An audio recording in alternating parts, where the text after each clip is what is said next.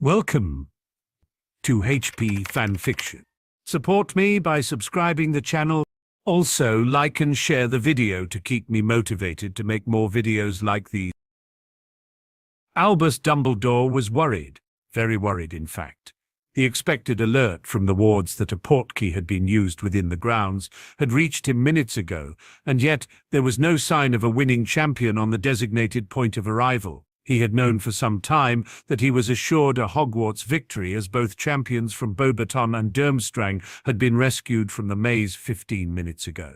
His pride in his champions had since turned to fear for their safety, as neither could be accounted for, and the cup had clearly been taken. His usual calm demeanor began to waver, and the eternal twinkle in his eyes had dimmed considerably. He turned to look at the other judges and saw looks of confusion reflected back at him. Upon seeing the look the headmaster adorned, they too knew that something was gravely amiss.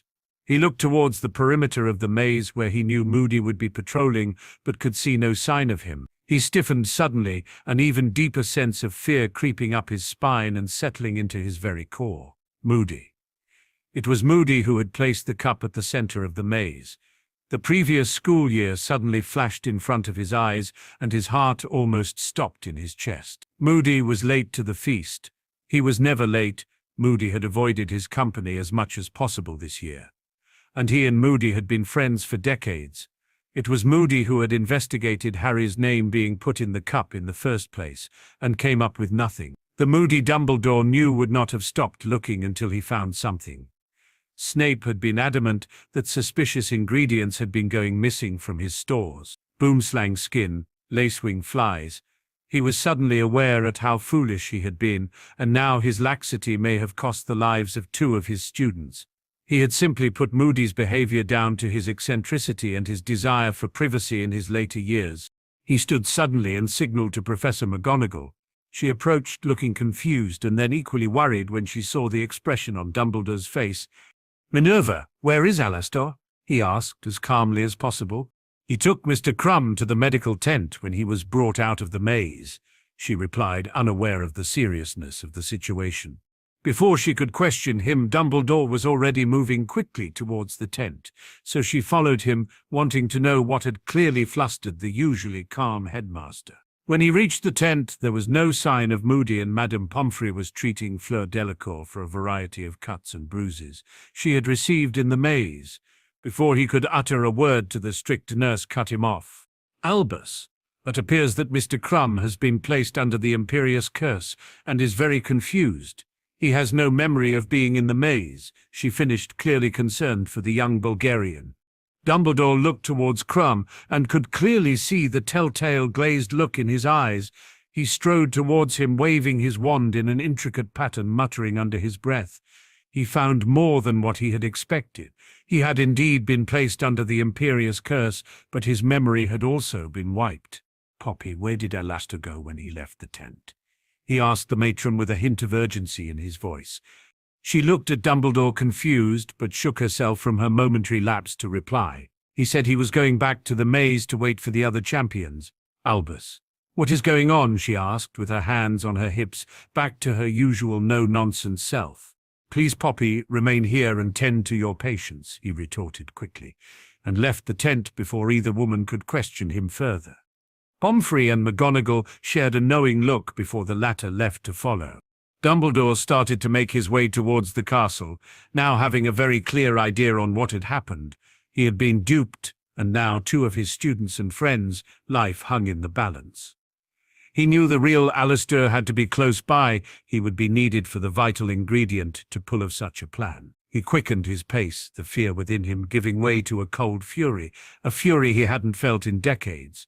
His eyes darkened and narrowed behind his half-moon spectacles, and he could feel his magic react to his emotional state. It was boiling under the surface and leaking around him. His anger was palpable. McGonagall could feel the anger radiating off him and quickly rushed to catch up to her long-time friend, now knowing that something was very wrong indeed. Before she could ask, Dumbledore spoke in a dangerously low voice. "Fetch Severus. Tell him to get some Veritaserum and bring him to Moody's office," he instructed the Transfiguration. Professor firmly. She stopped dead in her tracks at the unfamiliar tone of his voice.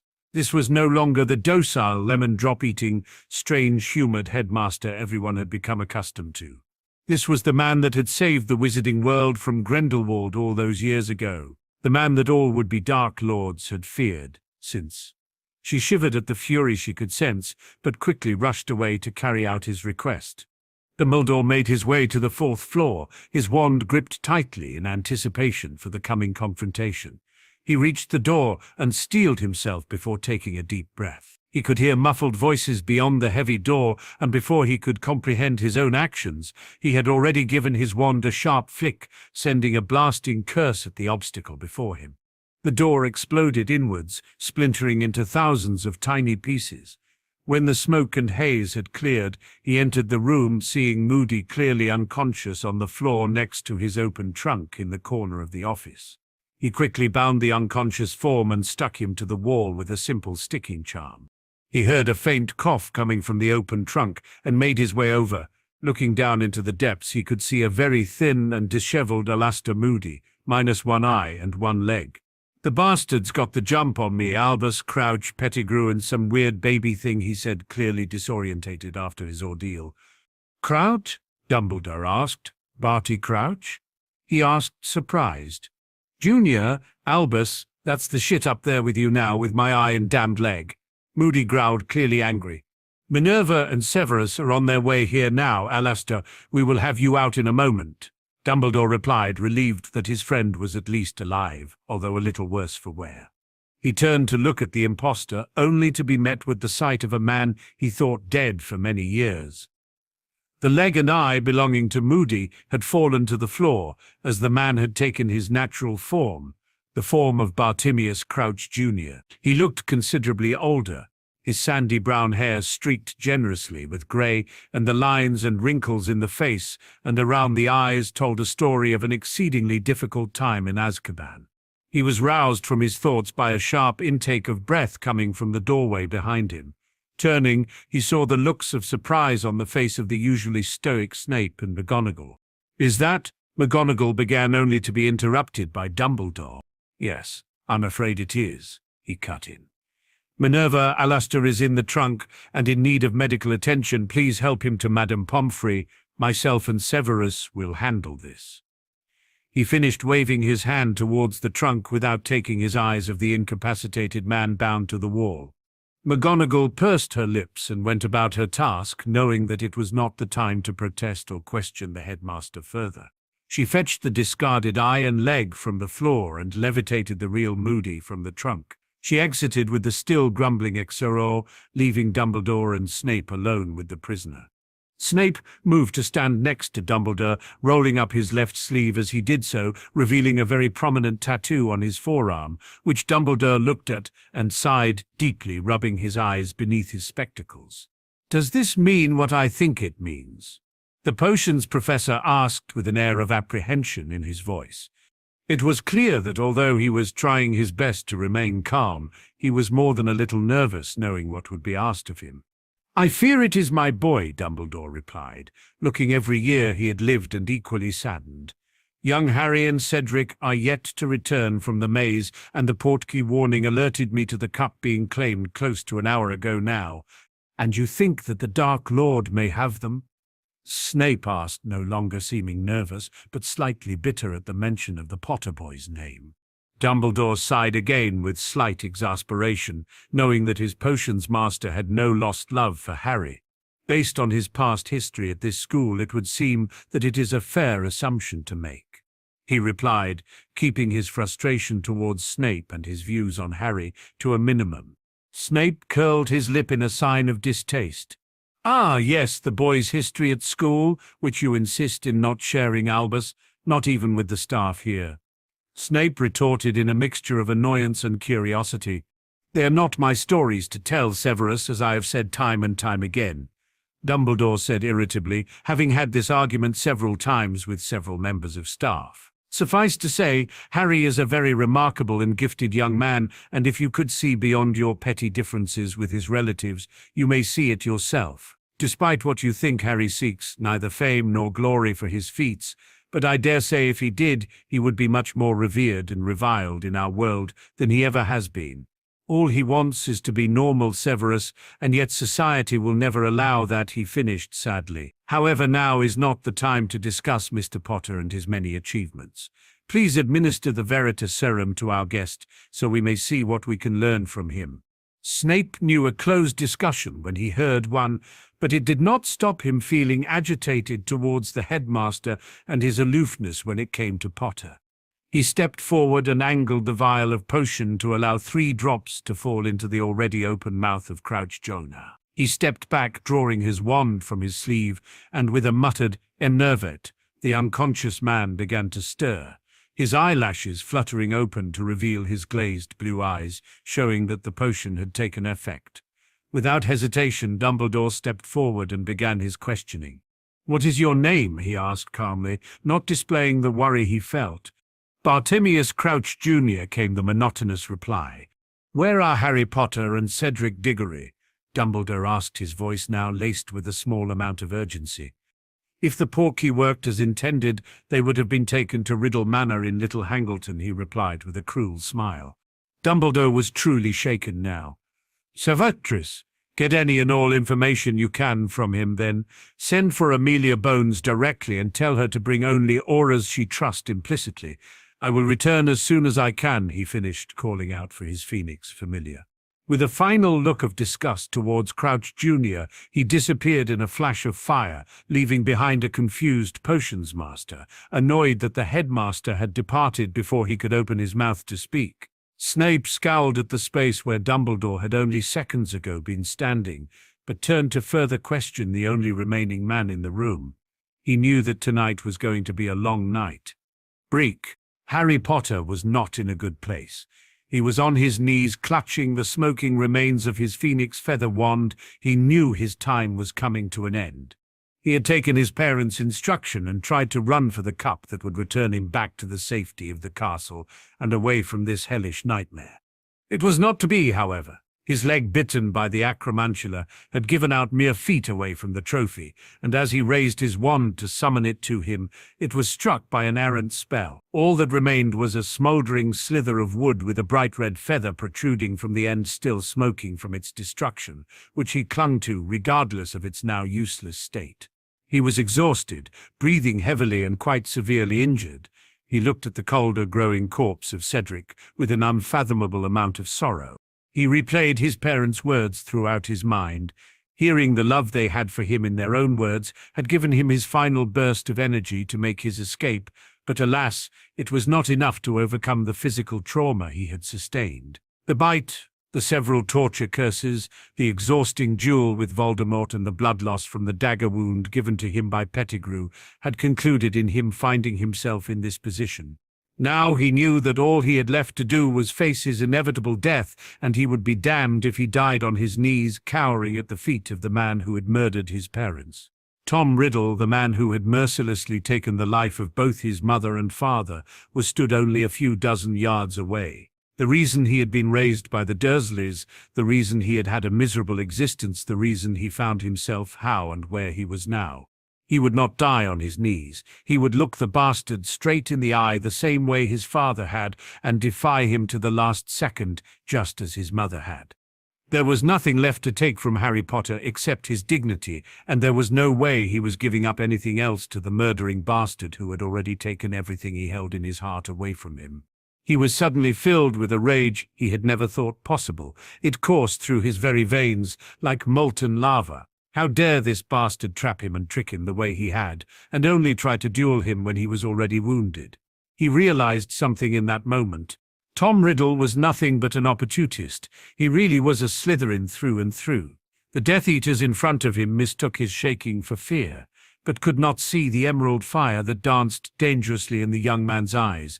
They were very much taken aback when they heard him chuckling and saw him stand on shaky legs to face the Dark Lord, despite the fact he was unarmed. His leg was quivering violently under his weight, but he knew this was his defining moment. He would make sure that Tom Riddle would never forget that the last Potter stood before him in his final moment, as defiant as his mother before him, and as fearless as his father. He laughed again when he saw both, the look of confusion and grudging respect on the face of Riddle. He spat out the blood that had formed in his mouth and returned to staring his adversary in the face, just waiting for the end that he knew was to come. Voldemort looked upon the boy in front of him, amazed that he had the ability and the fortitude to face him the way that he was.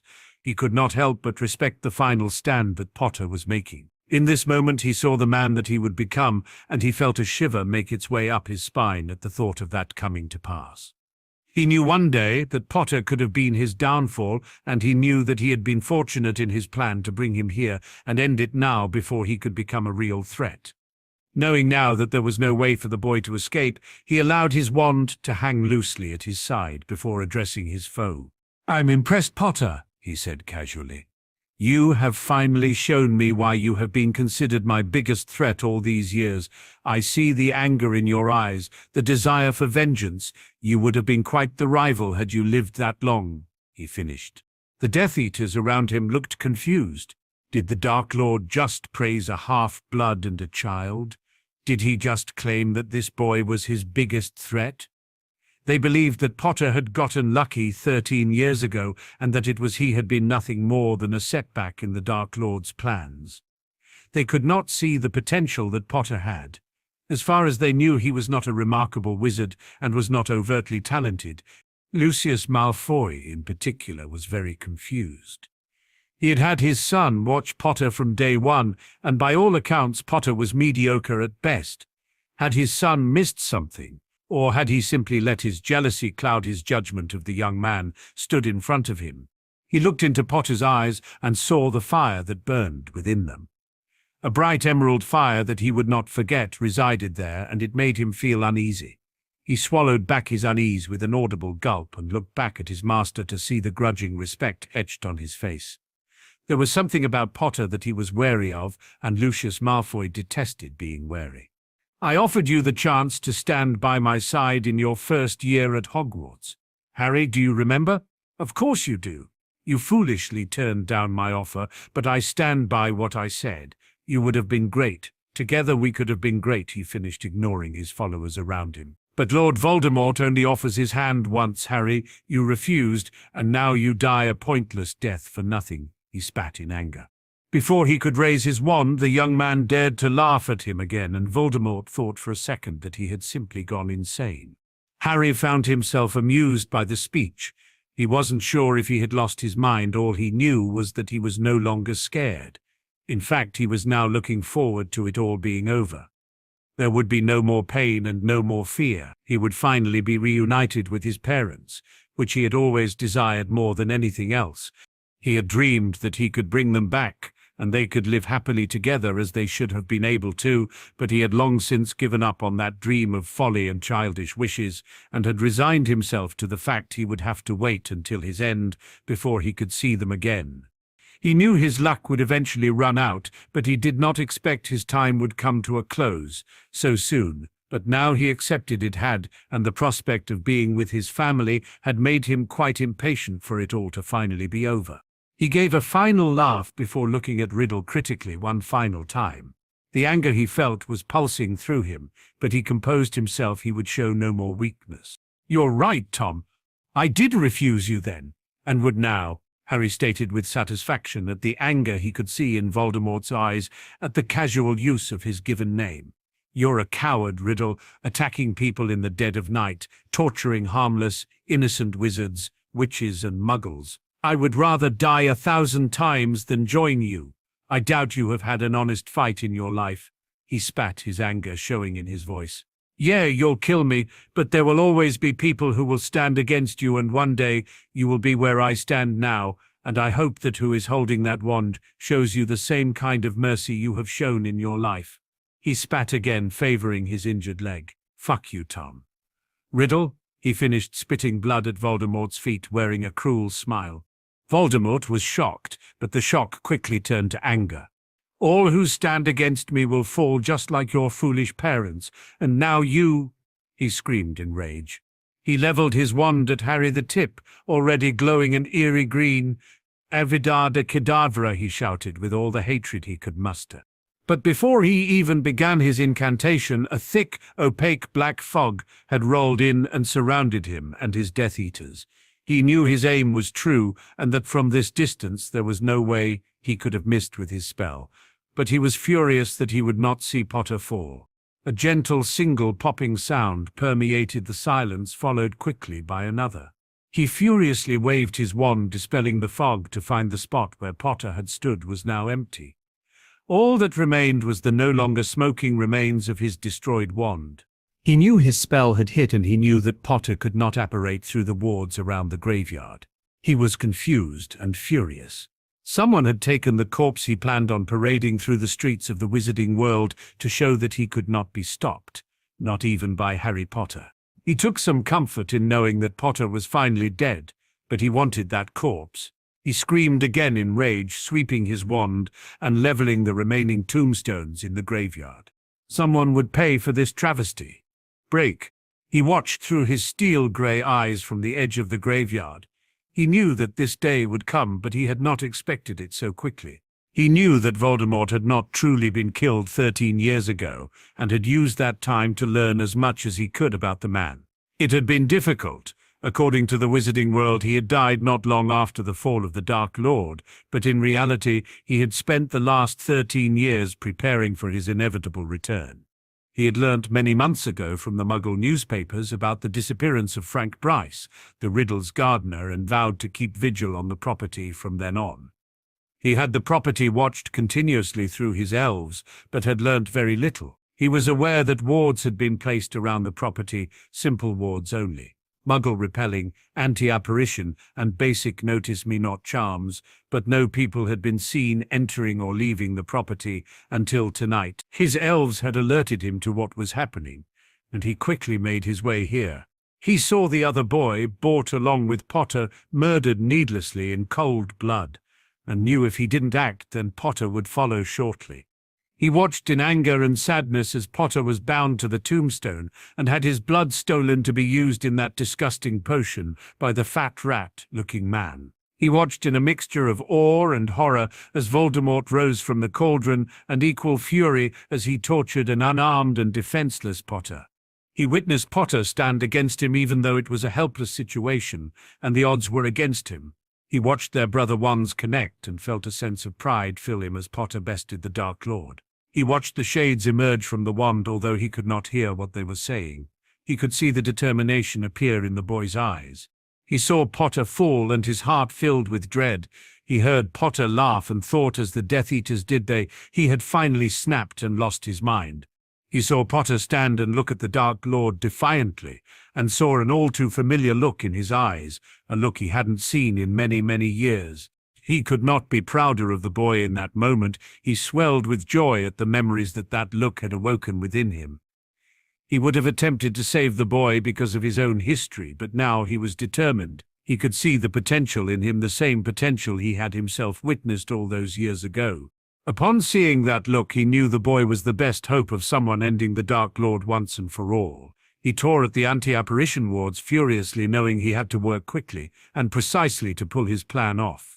As he tore through the wards, he could see the green glow at the tip of the Dark Lord's wand, and quickly twirled his wand in a figure-8 motion, followed by a sharp jab towards Riddle and his followers, creating a thick black from the end of his wand.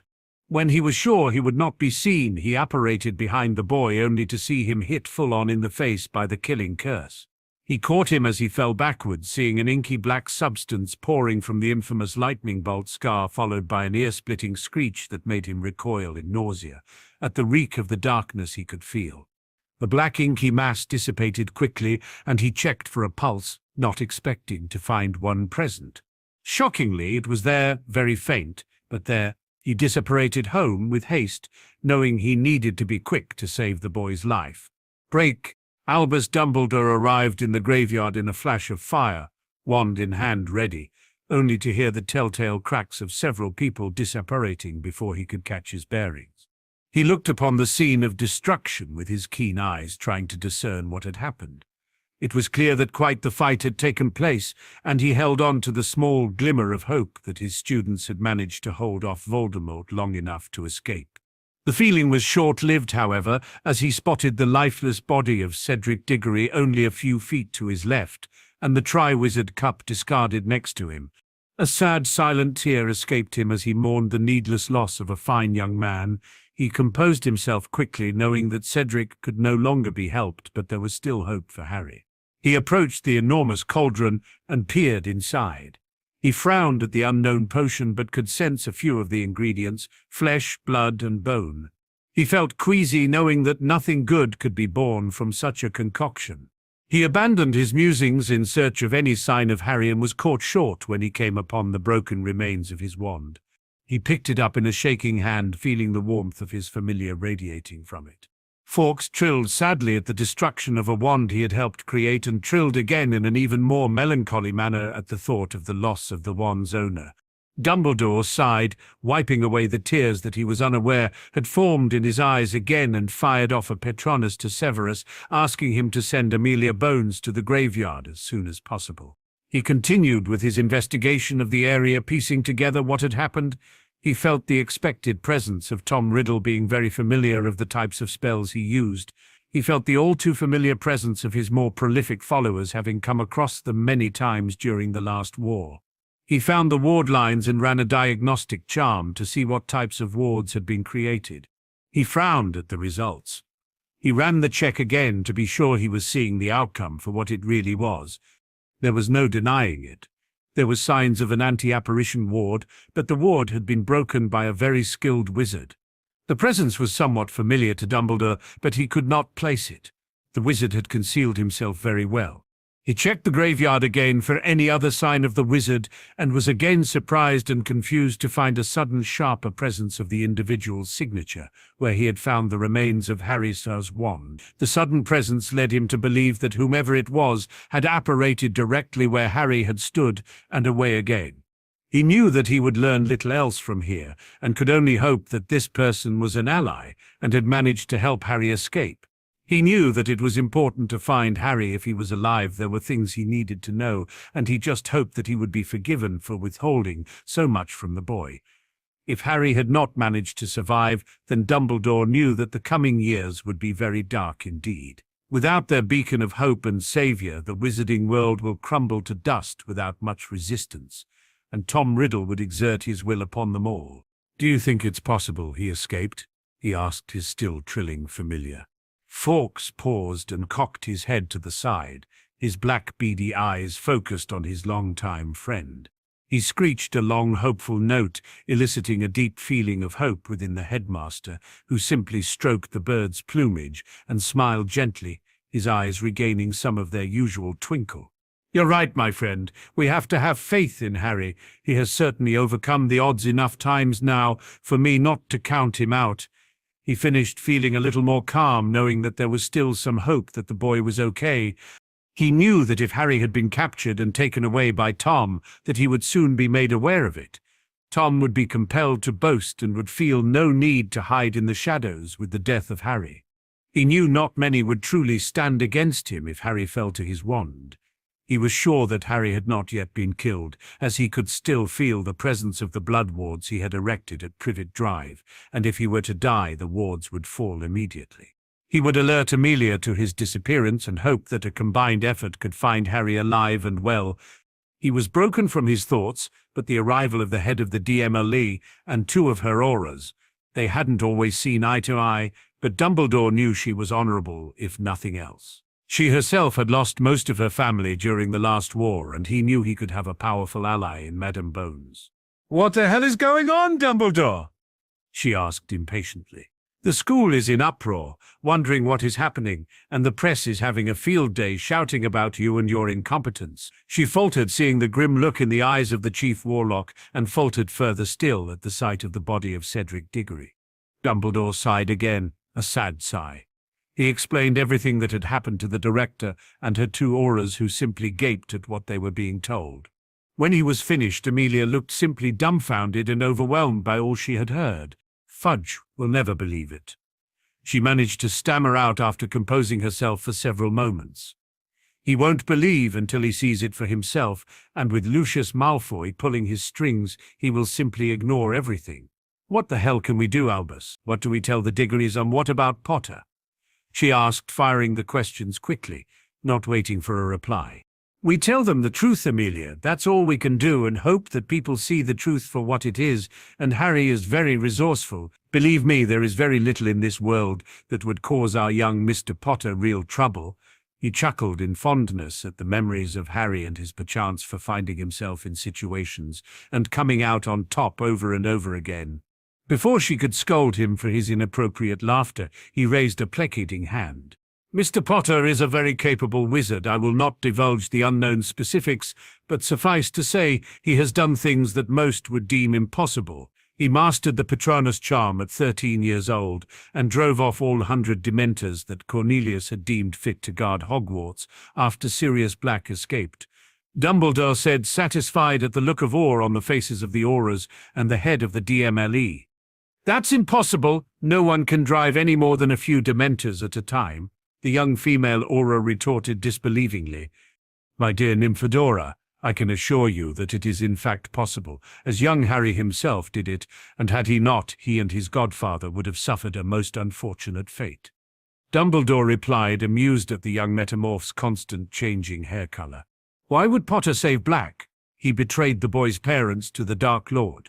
Amelia asked, confused more so than she had ever been. The young female Aurora was paying rapt attention. She was very interested in hearing Dumbledore's answer to that question. Very interested indeed. As Chief Warlock of the Wizengamot, I cannot influence your investigation, but I dare say that you will find the most peculiar magical presence of a wizard thought murdered by Mr. Black some 13 years ago in this very graveyard, he said, not elaborating further. Amelia blinked, taken aback at that statement. Pettigrew. You're telling me Pettigrew is alive and in league with the Dark Lord? She asked suspiciously, not sure if she could believe what she was hearing. It is not my place to say, and you know that I cannot officially take part in any investigation. However, I'm sure if you take a look into the official documents you will find some very interesting reading, or more accurately, lack of reading. He finished, putting as much emphasis on his hint as possible. Anyway, you are here now to do your job, and I must speak to the Diggories and inform them of what has happened. He finished, reverting back to his mournful demeanor. And I believe that when you are finished here, I have a most interesting man you will want to take into custody. He is pivotal to what has occurred this evening. He finished, flashing away in flames again back to Hogwarts. Amelia simply shook her head and tried to digest what she had been told and what she had learned. There was much to do, and it was just the beginning. She had no reason to doubt Dumbledore. He was not one for scaremongering. If anything, he had played down the seriousness of the situation. She knew that her life would become very hectic and very busy, but she would not allow anyone else she cared about to die at the Dark Lord's hand. She had work to do, and lots of it. Nymphadora Tonks was deep in thought. She had always believed that her cousin had turned traitor against his best friend, and now she had just learnt that there was a chance that it wasn't true. She had much to think on and much to do. She would take Dumbledore's advice and look into the matter, starting with this graveyard, and then she would speak to her mother. If anyone knew the kind of man Sirius Black was, it would be her. She set to work with a lot of information whirling through her mind, determined to find the truth. Break? Harry Potter found himself in a very strange place, strange because there was nothing but a translucent grey mist. Although the mist was fairly thin, there was nothing else to be seen, but he felt that he was certainly not alone. There were voices, many voices that seemed to come from nowhere whispering to him, but none were discernible except for the occasional word that he could hear if he focused enough. He walked forward, lost in thought, some of the voices fading to nothingness as others became clearer. He thought back to his final moments and felt a sense of pride at how he had carried himself and had goaded Riddle into anger. He was surprised that his life did not flash before his eyes as the green light of the killing curse hurtled towards him. Instead, he became acutely aware of everything around him in the moment, the smell of his own blood and perspiration, the gentle breeze of the June evening that gently caressed his damp skin. But above all else, he felt the serenity knowing that all of his heartache and pain would soon be over. Yes, there were people he would miss, but now he would get to be with those who he had had for only the briefest amount of time when he was a baby. He walked forward, quickening his pace at the thought of seeing his parents again, only to be stopped in his tracks by a gentle voice that easily drowned out the other surrounding murmurs. Please stop, Harry. Listen to what we have to say, and then you can make any choice you want to. I promise that we won't try to change your mind once you have heard us out." The familiar voice said in a somewhat pleading tone. Harry was shocked. He knew that voice, but had only heard it in his darkest moments, pleading for his life to be saved, and hers to be taken instead, courtesy of his worst nightmares and his run-ins with the Dementors. He swallowed the lump that had formed in his throat before replying. "Mum, is that you?" he asked, not able to hide his excitement at hearing his mother's voice for the first time, not in his nightmares. "Yes, it's me, Harry." The voice of Lily Potter answered, full of enough emotion for Harry to know she was choking back her tears. "Please stay where you are. If you come any closer, then there is no going back," she finished, clearly saddened at the situation her son had found himself in. "No going back?" Harry asked, confused. "But I'm dead, aren't I?" "There is no going back from death," he stated matter-of-factly. "You are both dead and alive, Harry. You are currently in limbo, the space between both worlds, and from here you can go back the way you came or keep walking forwards and move on to the other side," the voice of Lily Potter explained. At that explanation, Harry moved to take another step forward, but was once again stopped by the voice of his mother. "Wait, Harry, please," her voice pleaded again. "Let me explain," she finished. When she saw that her son had stopped again, she took a deep breath and began speaking once again.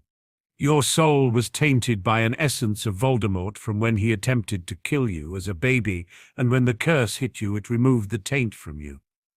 So in effect, the killing curse took a life of some form as intended, but you do not have to give up yours. I am not allowed to say any more than that, as we are not allowed to interfere with anything from the other side.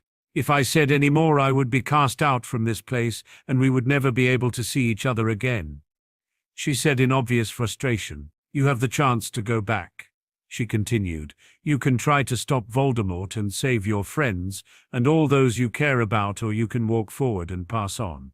It is your choice," she finished with a sigh. Harry knew there was much more to it than what he was being told. "What happens if I decide to walk forward and pass on?"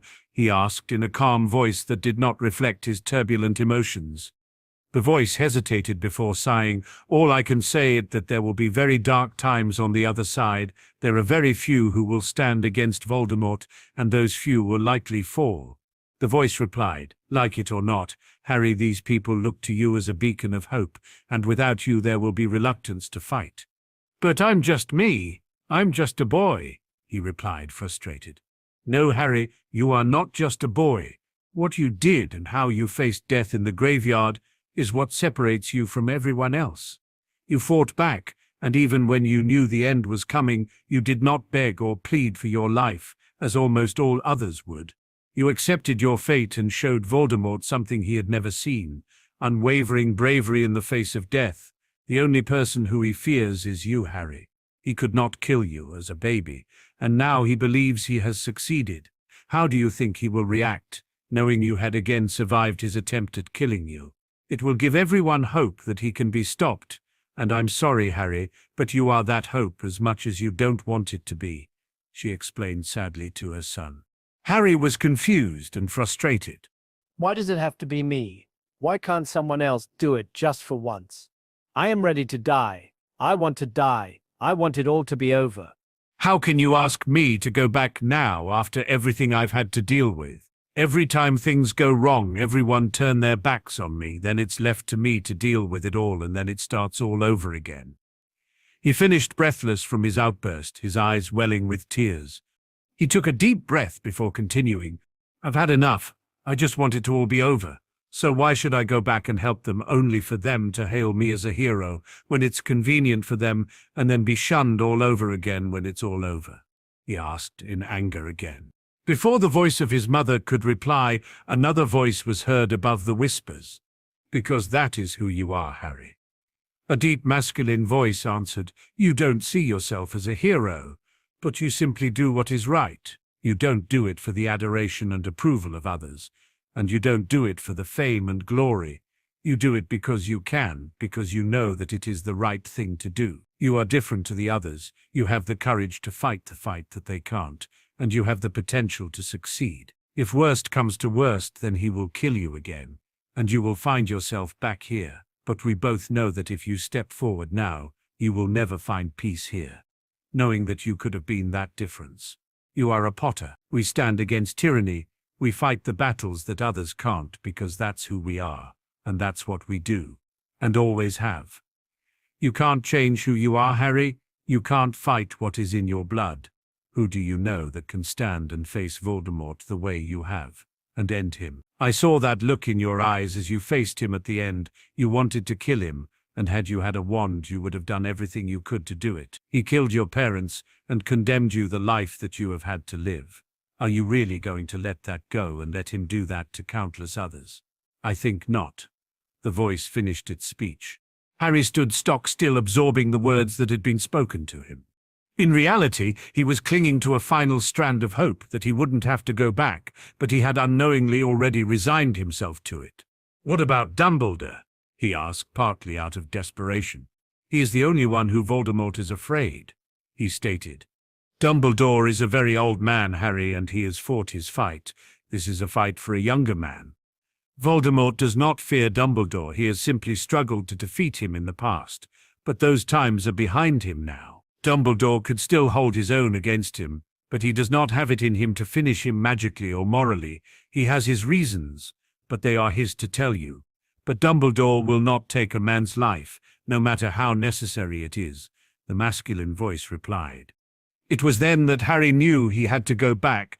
As much as he wanted to walk forward and be done with it all, he knew the voice was right. He would not find peace on the other side if he left the others to a horrible fate that he could prevent. He rubbed his eyes in frustration and released a long, drawn-out breath. "Who are you?" he asked into the empty vastness. "And how do I get out of the graveyard? As soon as I wake up there, surely he will just kill me again," he questioned the male voice. The voice chuckled at the questions. "I'm sure you will know who I am soon enough, Harry, and you are no longer in the graveyard. You were saved and taken away as soon as the curse hit you. I'm sure right now there is a very worried man watching over you." The voice chuckled again. Harry couldn't help but feel slightly annoyed at the voice. He chose instead to address his mother. "Mum, what do you think I should do?" he asked. "You already know what you have to do," she replied, her voice full of emotion, knowing that he was going to be leaving again. Harry simply nodded and swallowed back another lump. He turned to leave and walked back the way he came when the male voice spoke again. "Remember, Harry, fighting for others is all well and good and the right thing to do, but never lose sight of your own reasons. You do what you have to survive and protect those who can't protect themselves. War is war. Harry, when someone is trying to kill you or those you care about, there can be no hesitation. You do whatever is necessary to make sure you and those who stand by your side make it through, even if that means taking a life. You will regret losing someone you care about more than you ever will, taking the life of someone who will not hesitate to take yours.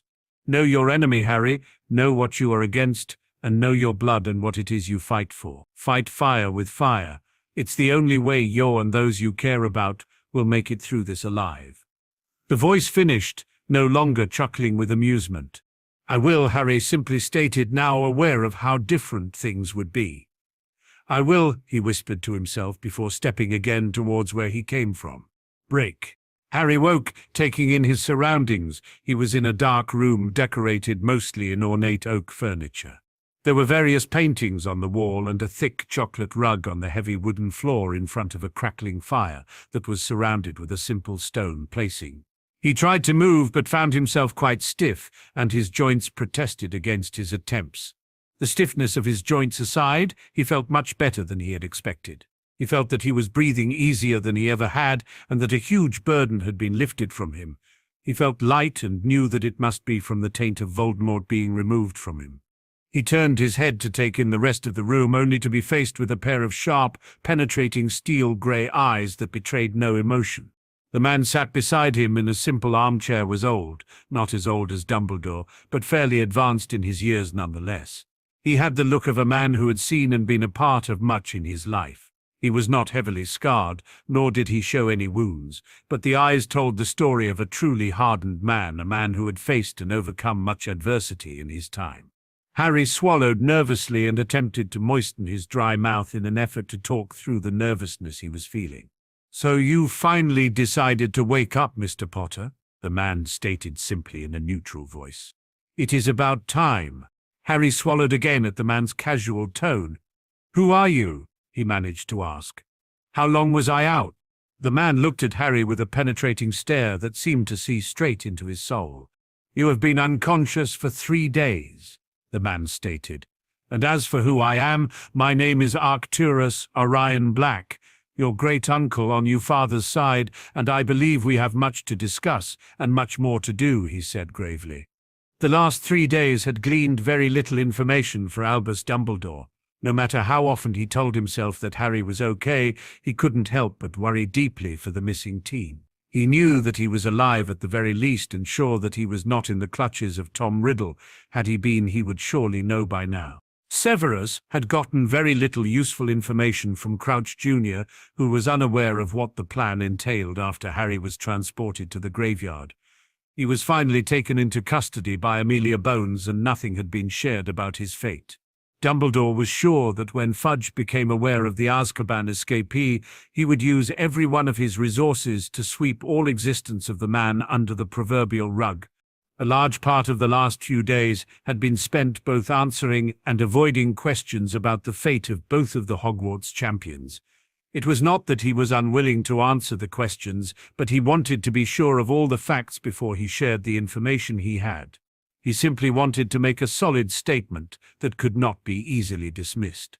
He knew the uproar he was going to cause would be quite the spectacle and put himself in a very sensitive position. Again, Fudge would do all he could to reassure the public that everything was fine and would resort to character defamation without hesitation to hide the return of the Dark Lord. Thus, Dumbledore had spent part of the last few days putting together his contingency plan. He knew he would lose favor with many people, but he knew he had to prepare them as much as they would allow for the inevitable conflict that was on the horizon. Yes, the last few days had been difficult, but Albus Dumbledore had not been idle. In fact, he had been at his most busy in many years.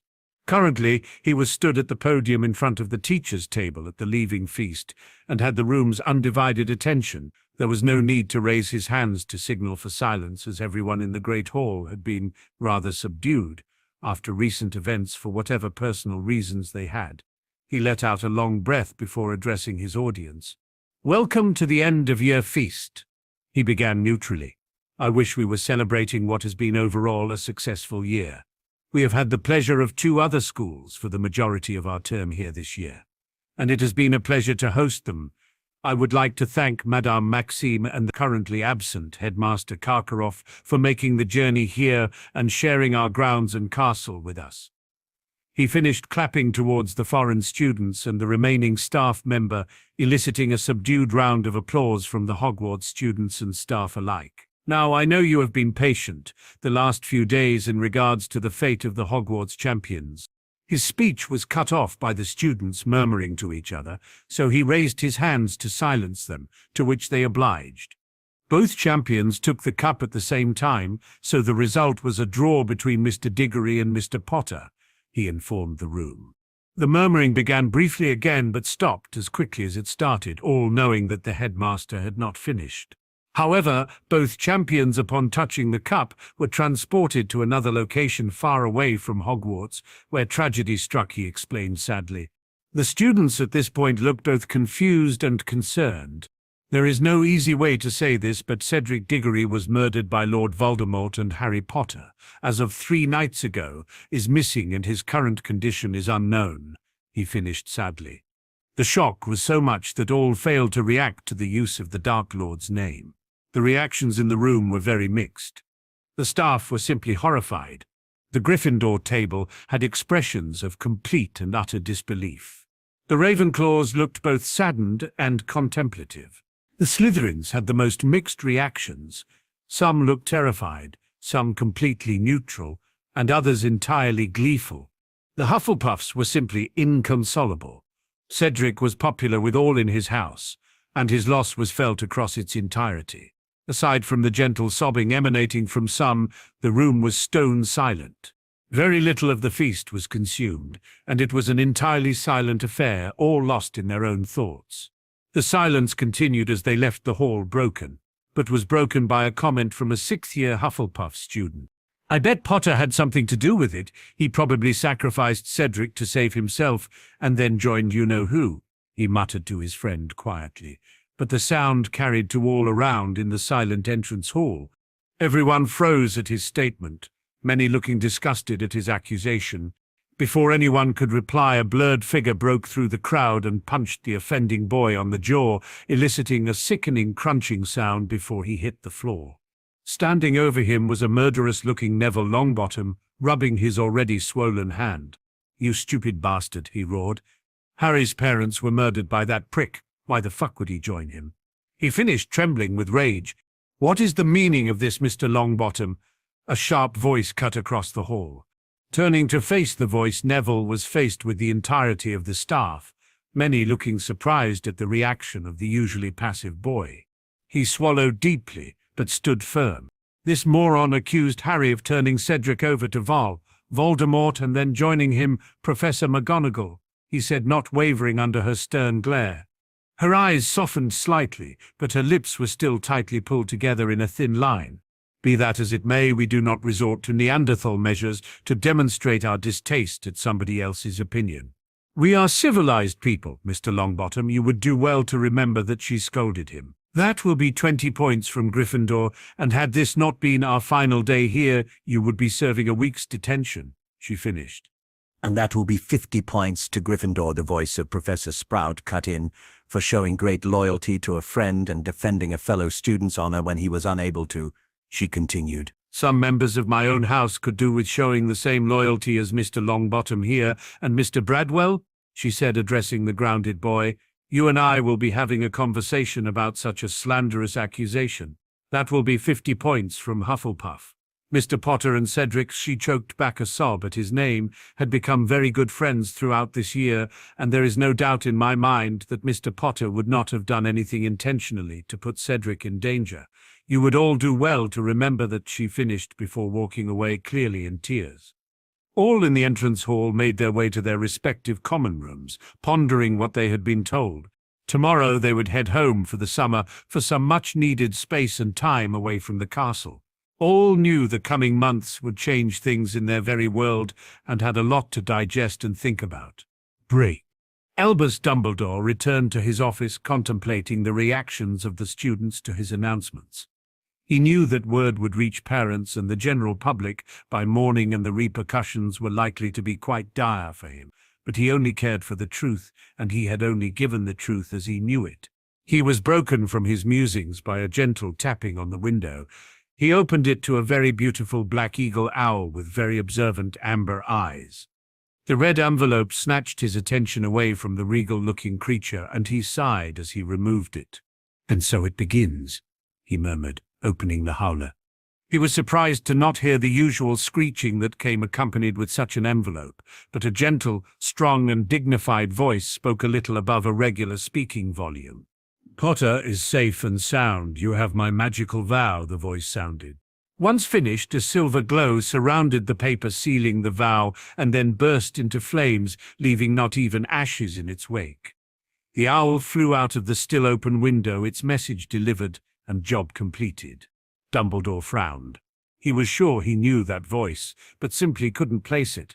He was, however, feeling much more at ease, knowing that Harry was in fact safe, and had that knowledge sealed in a magical vow. He sunk into his chair behind his desk, carefully picked out a lemon drop from the ever-present bowl, and sucked at it as he continued to ponder the events that were unfolding around him. Break. Harry was feeling a mixture of emotions. He was confused, relieved, grateful and nervous at the same time. He hadn't been told anything personally about Arcturus by Sirius, but he had said that his whole family were dark and supported Voldemort. Before he could arrange his thoughts into any form of coherent speech, the man next to him spoke. "I bet you're wondering why I saved you." Arcturus questioned. "Tell me, boy, what do you know of my family?" he asked over steepled fingers, his eyes alive with a gently penetrating stare. Harry considered his answer before speaking. He did not want to offend the man next to him. After a moment, he decided honesty was best. It was no secret that the Blacks were considered a dark family by all accounts. Sirius told me that you were all dark and supported Voldemort, he said, simply flinching slightly at the impassive face that looked back at him. Ah, yes, my idiot grandson. I can see why he would say that, and he would be correct for the most part, he replied.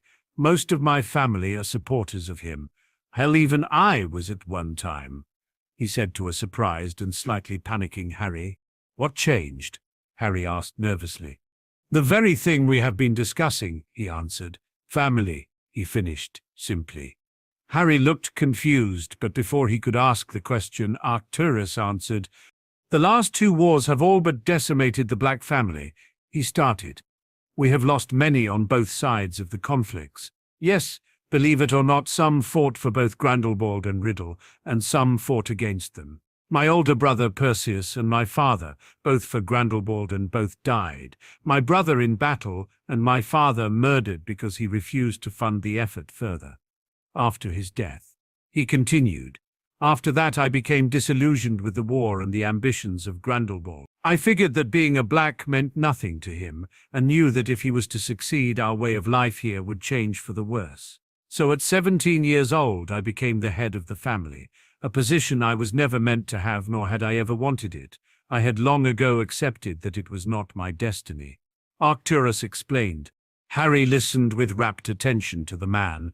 My brother was 13 years older than me, so I never really knew him. He had already left school by the time I was aware of much, and had joined Grindelwald, the older man continued.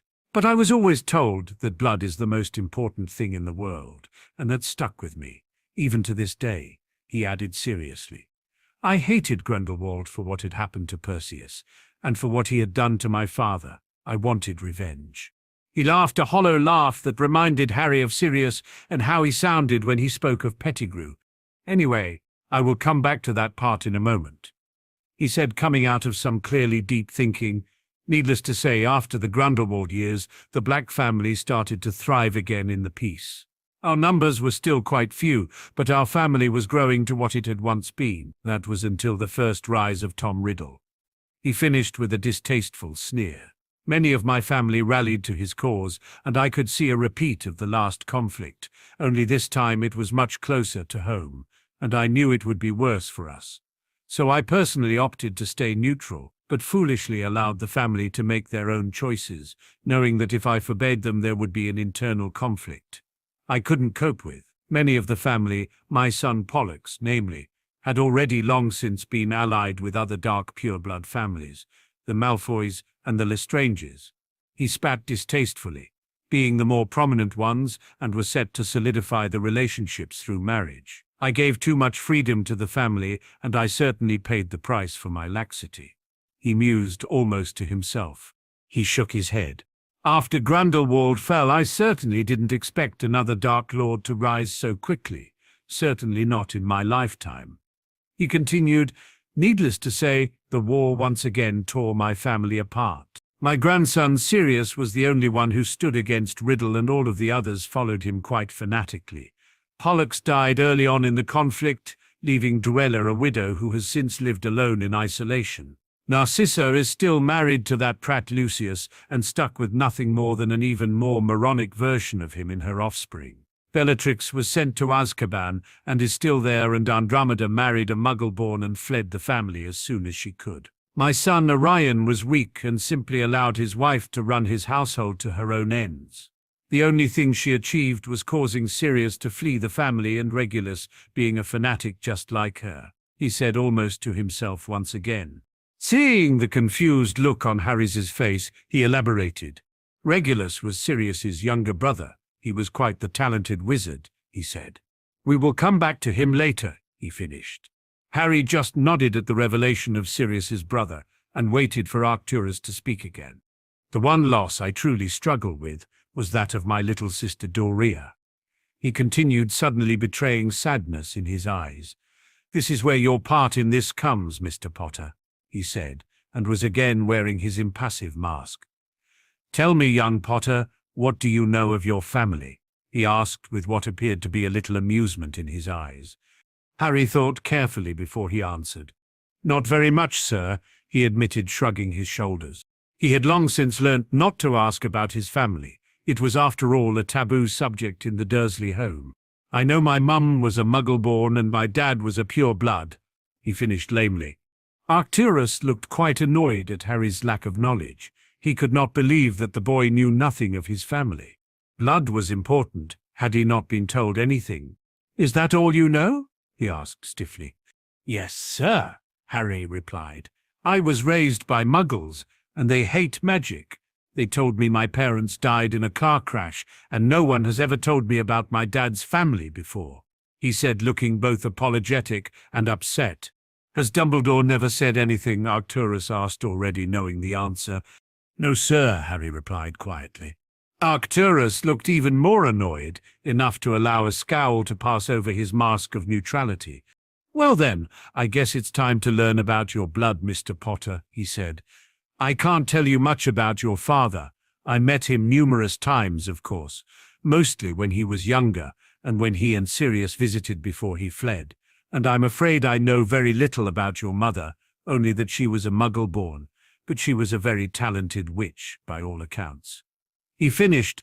Harry was hanging on to his every word. No one had ever made any effort to tell him about his parents, and until now he hadn't realized just how much he had missed out on. Arcturus was clearly pondering the best way for him to proceed, so Harry remained silent, while the older man was thinking. Eventually he stirred from his thoughts and continued.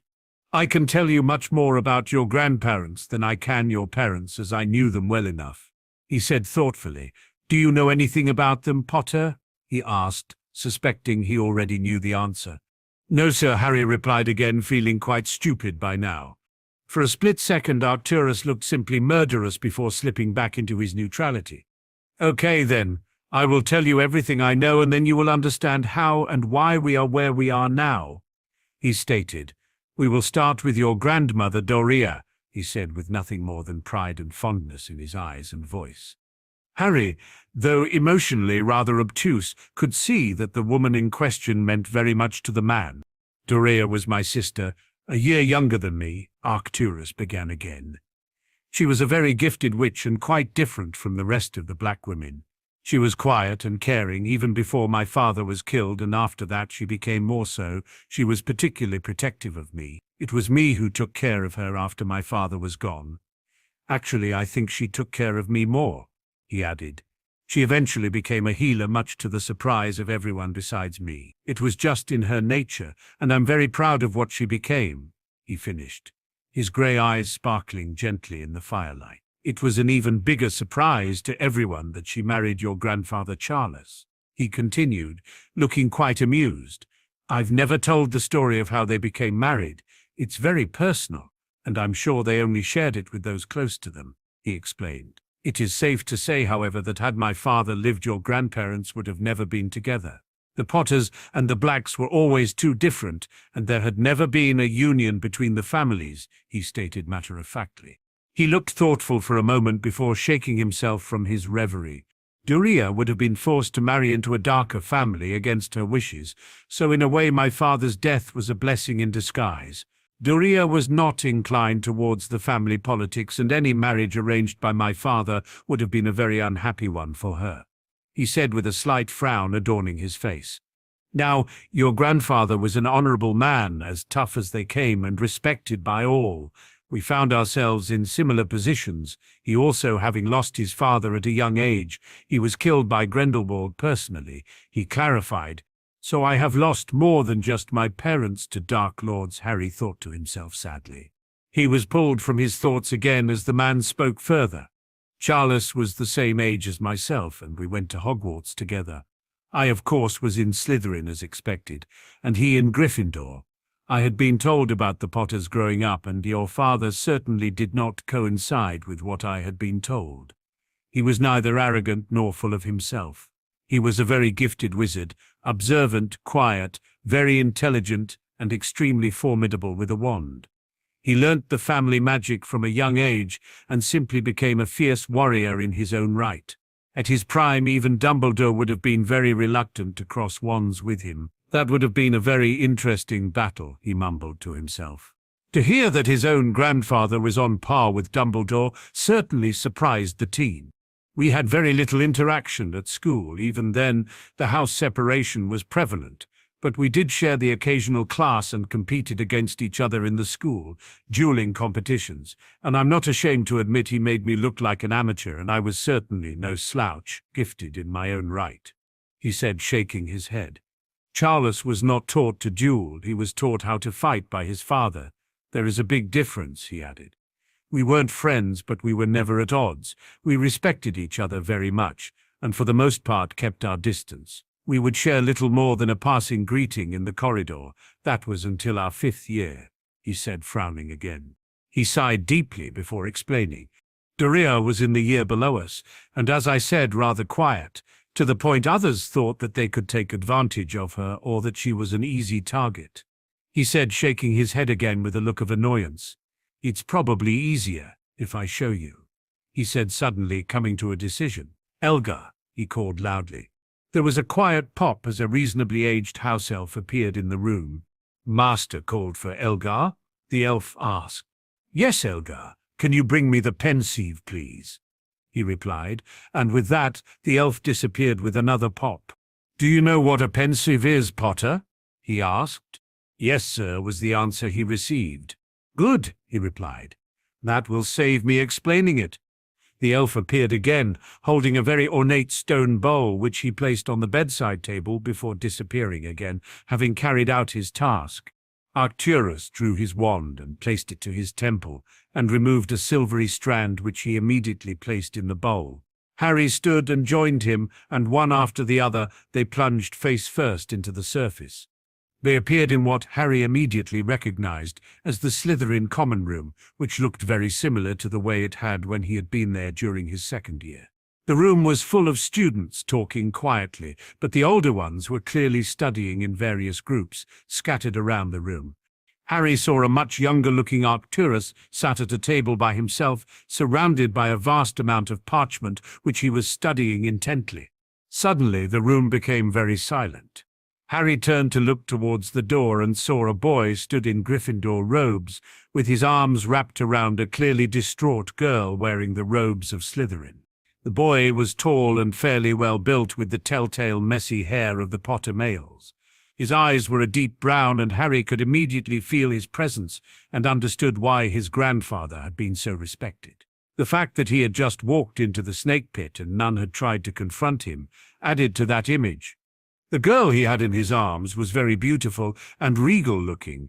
Her very long and thick black hair was put up in an elaborate fashion, and her eyes were similar to her brother's, only a shade or two lighter. She had a petite nose which matched the build of her physique, and very soft-looking, plump lips.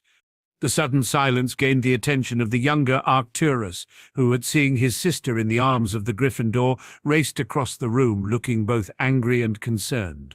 "What the hell is the meaning of this, Potter?" he asked in a no-nonsense tone. Everyone in the room was watching the unfolding events with unwavering interest. Charles raised his left hand in a non-threatening manner in an attempt to placate the clearly confused boy. "Black," he greeted the other boy with a simple nod. "I was walking towards the library when I came across your sister being attacked by 4 7th years from my house. She is okay. I got there in time," he added quickly, seeing that Arcturus was about to explode in fury. "She really is fine, just a little shaken, and I dealt with the perpetrators personally. I couldn't leave her like this, so I brought her back after she told me you'd be here," he finished. "I'm surprised you didn't join in," a voice muttered from the corner. "You Griffs are all the same, thinking you can do what you want when you want." Charles's eyes suddenly became alight with a very intense fire, and he stared in clear fury at the offending boy. "You would do well to remember, Stebbings, that I have never attacked anyone in this castle, let alone in this room. In fact, I have done nothing but defend anyone who is attacked for no reason, and many of them are in this very house. So you will kindly shut up with your stupid opinions when they do not include me." He finished, still glaring at the boy, who gulped loudly and remained silent after hearing murmurs of agreement from his fellow housemates. Charles turned to look at Doria, who had stopped crying by now, and he smiled reassuringly at her before guiding her to her brother. "It's okay," he said. "Your brother will look after you now," he added, handing a reluctant-looking Doria back to her brother, who took her in his arms. Doria looked at Charles with a soft, delicate smile. "Thank you, Potter," she said quietly. "It's Charles to you, my lady," he said with a slight bow and a similar smile before turning his attention to Arcturus. "Now that your sister is safe, I will take my leave," he said. But first, he drew his wand from his sleeve, causing many in the room to mimic his action cautiously. "I, Charles Henry Potter, swear on my life and magic that I will not reveal the location of the Slytherin common room, nor will I reveal the password used to enter the room, so mote it be." He finished, being surrounded by a very bright golden light. He turned and left, leaving a shocked Slytherin house behind him. They had clearly been concerned that the whole of Gryffindor would now know where their common room was, and they would have to be much more alert and vigilant. The memory ended, and Harry, along with Arcturus, were deposited back into the cozy bedroom they had begun in. Arcturus sat back in his chair, lost in thought, as Harry sat on the edge of the bed, lost in his own. It was Arcturus that finally broke the silence.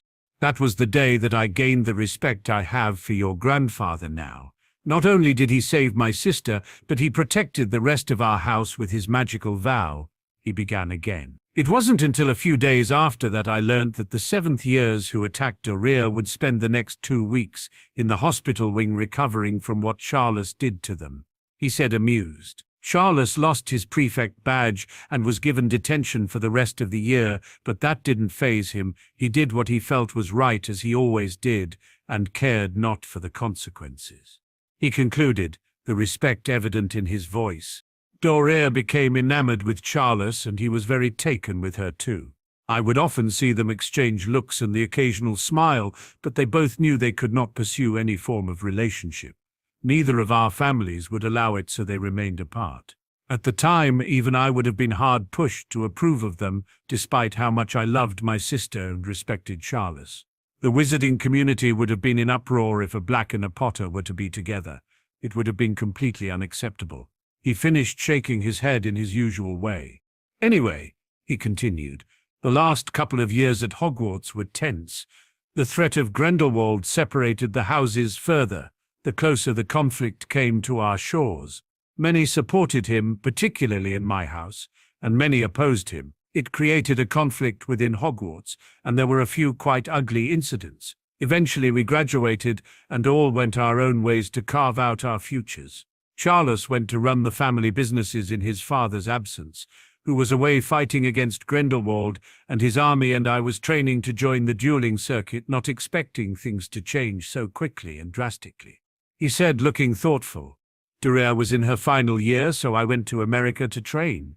I had been there for 6 months when I received word of my brother's death and my father's murder. I returned home immediately to tend to the family businesses and took up the headship shortly after. I mentioned before that I was angry and I wanted revenge. The family deaths were only truly a small part of why I became so angry. I was angrier that I had to take over the family and put my dream on hold. Dueling was what I was always best at and had always wanted to have that as my career, not having to be responsible for the family. The war had really heated up, and the danger of it spilling onto our own land had never been greater. The way of life here was becoming more and more in peril, and I knew what would happen to me and my family if Grindelwald was triumphant here. I was angry and worried. I worried for Doria more than anyone else. I knew what those animals would do to her given the chance, so I acted rashly and decided I would fight. Doria begged me not to go, but against her wishes I went anyway," he said sadly. He paused again reflectively. "The war was fought on 2 fronts. He continued suddenly. There was the Muggle side and the Wizard side.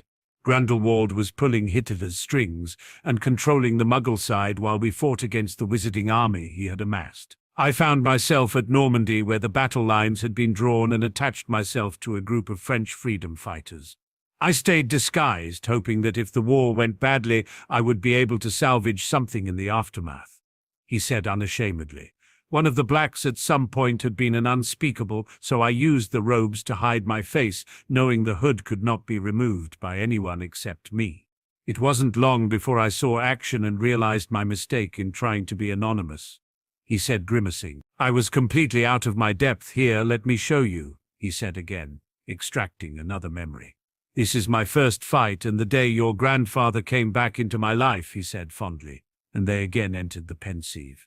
Harry found himself in a very muddy field on what appeared to be a fairly clear spring day, surrounded by hundreds of men and women, all looking grim and tense. Around 70 meters in front of him was an equally large group, all wearing grey robes, clearly preparing for battle. Insults were traded between the groups, and out of nowhere all hell broke loose. Harry watched as the hundreds of witches and wizards traded all manner of curses and jinxes, and looked on in horror as people were felled hard, some killed instantly, and others sporting various types of gruesome wounds, screaming or simply moaning in heaps and piles of entangled bodies. The ground was quickly littered with entrails and limbs alike, and there were many small streams of red and black liquid that formed into one vulgar river of blood and claret that gently disturbed the guts and extremities that were caught in its flow. He felt a tap on his shoulder and saw Arcturus nod towards a robed man, his face covered, who was stood stock still in what appeared to be complete shock. The robed Arcturus shook himself from his stupor and began firing of curses into the grey masses, quickly disposing of 3 individuals with some vile-looking curses. One caused the entrails of one man to exit his body through his mouth. Another engulfed a man in completely black flames, reducing him to nothing more than a pile of ashes. The final curse simply caused the man rot instantly into what looked like a mummy. Harry fought the urge to vomit at seeing the effects of the curses, but still felt very nauseous and uneasy at the sight of so much gore. "This is war, Potter," Arcturus interrupted his attempts at calming his stomach. "Beautiful and glorious, apparently," he said bitterly. "There," he said, pointing at another man. Harry looked at the man in awe and a fear he had never felt before. He was frightening and took his opponents down quickly and without hesitation. He removed limbs, broke bones, and simply opened wounds so deep that the spell scraping on the bone was audible above the noise of the rest of the battle. The man in question was covered in blood and looked positively feral. His eyes were alight with power, and the force of his spells reflected that power. It wasn't until Harry really studied the man's face did he realize that it was Charles. His grandfather was this frightening individual. Harry watched as he came closer, leaving more corpses in his wake without remorse, until he was stood next to Arcturus, who had garnered a lot of attention by his anonymous appearance. They fought side by side, not looking at each other, in a strangely beautiful harmony, each other's spells complementing the other perfectly. They shielded the other when it was needed, and then moved to a back-to-back position where they continued to fight in their recently established synchronicity. Harry watched for several minutes as many fell to their combined efforts, neither being hit by a spell. He didn't know how long he had been watching when he felt another tap on his shoulder. Looking up, he saw the enraged face of Arcturus, who was simply glaring to their left. Harry looked and saw a tall, blonde, curled-haired man stalking towards the pair, looking deranged. "Grindelwald," Arcturus ground out through gritted teeth. Grindelwald continued on his way towards the 2 men that were decimating all in front of them. Charles saw his approach and turned to face him. Harry suddenly felt a wave of apprehension that seemed to reverberate around the entire battlefield. Many stopped to face the inevitable confrontation and stared with bated breath. Arcturus was still battling 2 other people and was not aware of what was happening just behind him. Grindelwald looked at Charles with a calculating eye, sizing him up, and Charles returned his gaze with a glare of pure hatred and fury. He silently fired a very powerful barrage of curses that clearly took Grindelwald by surprise, as they smashed into his hastily erected shield, crackling and emitting gong-like noises, with every hit sending him back several feet. He fired back with curses of his own, only to see them simply batted aside by Charles, who didn't bother raising a shield. The surprise on his face was clear. It was obvious that this was not a common occurrence. He frowned and suddenly looked furious at the young man who dared make him look foolish. He fired off more curses, which Charles simply dodged gracefully and batted away again. Harry was simply shocked by the skill and power of his grandfather and felt a huge rush of pride and respect for the man. Grindelwald looked towards the back of the still battling Arcturus and smirked. He fired off a chain of spells intended to cause grievous harm towards Arcturus. Charles conjured a massive, thick granite wall at his comrade's back that crumbled more and more as each spell hit. He fired back, and the two began trading spells, dodging and batting away the strays they couldn't avoid. The frustration Grindelwald was feeling could be seen in his eyes, and he quickly changed tact. He fired off a string of spells at Charles, and immediately fired an unfamiliar sickly purple and yellow curse at the exposed back of Arcturus that connected with a sickening crunch, followed by a spray of blood. Arcturus simply screamed and fell to the floor, clutching his wound. Charles was furious. He hurled a powerful cutting curse towards Grindelwald, who shielded the spell, but not well enough. Some of the spell passed through and opened a deep gash on his left cheek.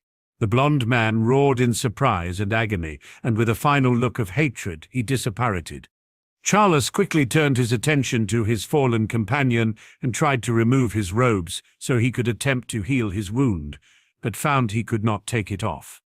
"I need to remove your robes to get to the wound," he said calmly. Arcturus hesitated, but finally removed his hood and looked up at Charles, each as surprised as the other. "Black?" Charles asked incredulously. "Potter?" Arcturus returned the question, equally surprised. After a moment, Charles shook himself from his surprise. "I need to get to the wound," he said simply. Arcturus nodded and obliged his request by removing the garment, revealing several deep wounds, exposing the bone of his shoulder blade in various places. The flesh at the edges of the wounds was black, and the blackness was spreading, slowly consuming the healthy flesh around it, giving the skin the appearance that it was dead and dying. "How bad is it?" Arcturus asked, grimacing in pain. "It's bad," Charles replied with worry in his voice. "The flesh on your back is turning black. It's spreading from the wound," he finished grimly. "Was the spell purple surrounded by yellow?" Arcturus asked, sounding hopeful. "Yes, it was," Charles retorted. "Do you know what it is?" he asked in a curious tone. "Bastard," Arcturus muttered under his breath. "Yes, it's a black family curse. He must have learnt it from my brother. You need to get me to Dyria. She's the only one that can counter it. She will be at home. It's the Easter holidays," he finished, gritting his teeth through the pain. Charles hesitated for a second before grabbing Arcturus's left arm. "Where am I apparating to?" he asked. "Shit," Arcturus replied. "You're not keyed into our wards, and they're quite unpleasant. Can you take me to your place, and then you can Fludorea?" he asked. "Sure," Charles answered simply. "Read this," he instructed, handing Arcturus a piece of parchment he took from his pocket. Arcturus took the paper and read, "Potter Manor can be found 10 miles west of the most southern point of Mount Snowdon, Wales." "Fidelius?" he asked, clearly impressed. Charles just nodded, and with that they disapparated. The memory faded briefly, but soon came back into focus. Harry now found himself stood in a black and white marble entrance hall decorated with thick, opulent oak and leather furniture. The room was lightly painted in neutral colors, and ahead of him was a very grand oak staircase, with gold banisters snaking the length on both sides of the stairs. Charles was stood in the middle of the hall, supporting a very sickly-looking Arcturus, who was leaning heavily on the other man. "Maisie," Charles called in a loud, commanding voice. A house elf appeared immediately in front of the duo. "Yes, Lord Potter," the elf replied, unfazed by her master's injured companion. "Can you fetch the potion kit and take it to the first guest bedroom, and then take Mr. Black there, please?" he asked the elf softly. "Yes, Master Charles," the elf replied, looking fondly at her master before popping away again. "I need your flu dress," he said, turning to Arcturus, who was beginning to sweat profusely under the effects of the curse. "Raven's Corner," he answered breathily. "The password is purity." With that, he placed Arcturus in the chair in front of the fireplace and took a handful of frill powder from the pot on the mantelpiece. He hesitated momentarily before throwing the powder in and calling out the address, followed by the passphrase. He stuck his head into the now green flames and looked into a beautifully decorated dining room. There was a large black polished table with several chairs around it that rested on a thick grey carpet. A beautiful tapestry depicting the Black family tree took up the entirety of the opposite wall. The rest of the walls were a deep dark green, completed with various portraits and silver candle holders. "Miss Black?" he called loudly into the open room. After a moment's pause, Dodoria entered the room looking even more attractive and regal than he remembered. Her face had matured into something that he had only seen in the most beautiful and sought-after works of art. Her features were delicate, aristocratic, and her cheeks had a gentle blush that drew attention to her light silver eyes that were simply enchanting. Her figure was as lithe as it had always been, but she had filled out in all the areas that completed the picture of a perfect woman. Charles's breath hitched in his very lungs at the sight of her. He had fought his attraction to her while at school, and even after the amount of time that had passed, he found the internal conflict just as difficult. For him it was as though no time had gone by at all. "Mr. Potter?" she asked, clearly very surprised at the appearance of the man in her fireplace. "How did you get this address?" she questioned, attempting to smooth down her form-fitting robes discreetly. "Your brother is here. He's been hit by one of your family curses and says that you know the counter to it," he said, composing himself. "Can you come through?" he asked. "The address is Potter Manor, and the passphrase is Pride. I'll send through the parchment so you can bypass the Fidelius charm." He finished exiting the flute and throwing the parchment into the flames. He turned to see that Arcturus had been taken to the guest room, so waited for Doria to appear. He was very aware of his state of dress and the fact that he was caked in blood. He removed his wand and waved it over himself in attempt to clean as much off as possible. He then cleaned his hands and face and attempted to tame his messy hair. Doria appeared shortly afterwards, looking concerned, and he immediately began to lead her to the room her brother was currently occupying. What curse was it he was hit with? She asked in a business-like tone Charles was unfamiliar with. It was purple and yellow," he answered, caught off guard by her unusual demeanor. She quickened her pace and started to race up the staircase, forgetting she had no idea where she was going. Charles quickly caught up to her and took her by the arm, surprising her at his gentle yet firm grip. "It's this room here," he said, guiding her inside. The sight they were met with would have been comical if it wasn't for the seriousness of the situation. Maisie was stood on the bed, tugging at the duvet that Arcturus had clearly retreated under to escape the onslaught from the clearly determined elf. "Young Mr. Black must be taking the potion," the elf shouted at the quivering form. "It will help with the pain," she finished. "Damn elf," was the muffled reply. "If I take that potion, it will kill me. I can't take it until the curse has been countered." "Maisie, it's okay. Mr. Black's sister is here now. You can give him the potion after she removes the curse," Charles said, trying to calm the determined elf. The elf reluctantly stepped away from the covered man and stood patiently at the side of the bed, waiting for her turn to heal the patient. A very disheveled-looking Arcturus emerged from the duvet, quite red in the face. Doria immediately stepped forward and began scolding her older brother, shocking both of the men in the room. "You damned fool, Arcturus," she shouted. "I knew this would happen. I told you you would only get hurt running off and fighting like that." She finished, breathing heavily. It was clear to see that Arcturus was suitably reprimanded. The two men shared a look of agreement that upsetting Doria Black was not a good idea. She may still be quiet and reserved, but she was no longer the nervous 14-year-old girl from 3 years ago. "Show me," she demanded of her brother, who obliged her request by turning to show her his wounds. She sucked in a deep breath and turned to Charles. "Mr. Potter, can you keep him talking?" she asked softly. "This is going to hurt, but he needs to be awake while I remove it." "Of course, Miss Black," he answered before making his way to the chair next to the bed. Doria made her way on the bed and sat behind her brother, drawing her wand and waving it in an intricate pattern over the wounds, whispering in what Charles recognized as a Nordic language. "So, Black," he started, "what the hell were you doing there?" he asked, genuinely curious. Arcturus stared at Charles, thinking on his answer, but the pain he was feeling compelled him to talk and distract him, and so he answered honestly. "Grindelwald ruined my life," he stated simply. "My brother died in his service, and then he murdered my father because he refused to continue fund his efforts. Now I'm head of the family, something I never wanted. I was in America when I got the news. I was training to join the dueling circuit," he finished, wincing in pain. Charles looked at him in what appeared to be sympathy and understanding. He nodded in acknowledgement at the answer. It's getting more dangerous, he continued. The war is now on our doorstep, and you know as well as I do what will happen if he succeeds. You know what will become of our families and what they will do to the people here. You've seen more of it than me, and you've heard the rumors of what happens to the women, he said, looking at Charles, who understood what was being said without hearing the words. He looked towards the unaware Doria and then back to Arcturus, who nodded at his observation. What about you? Why were you there? He asked. The last I heard you were running the family businesses while your father was fighting, he said with a questioning tone.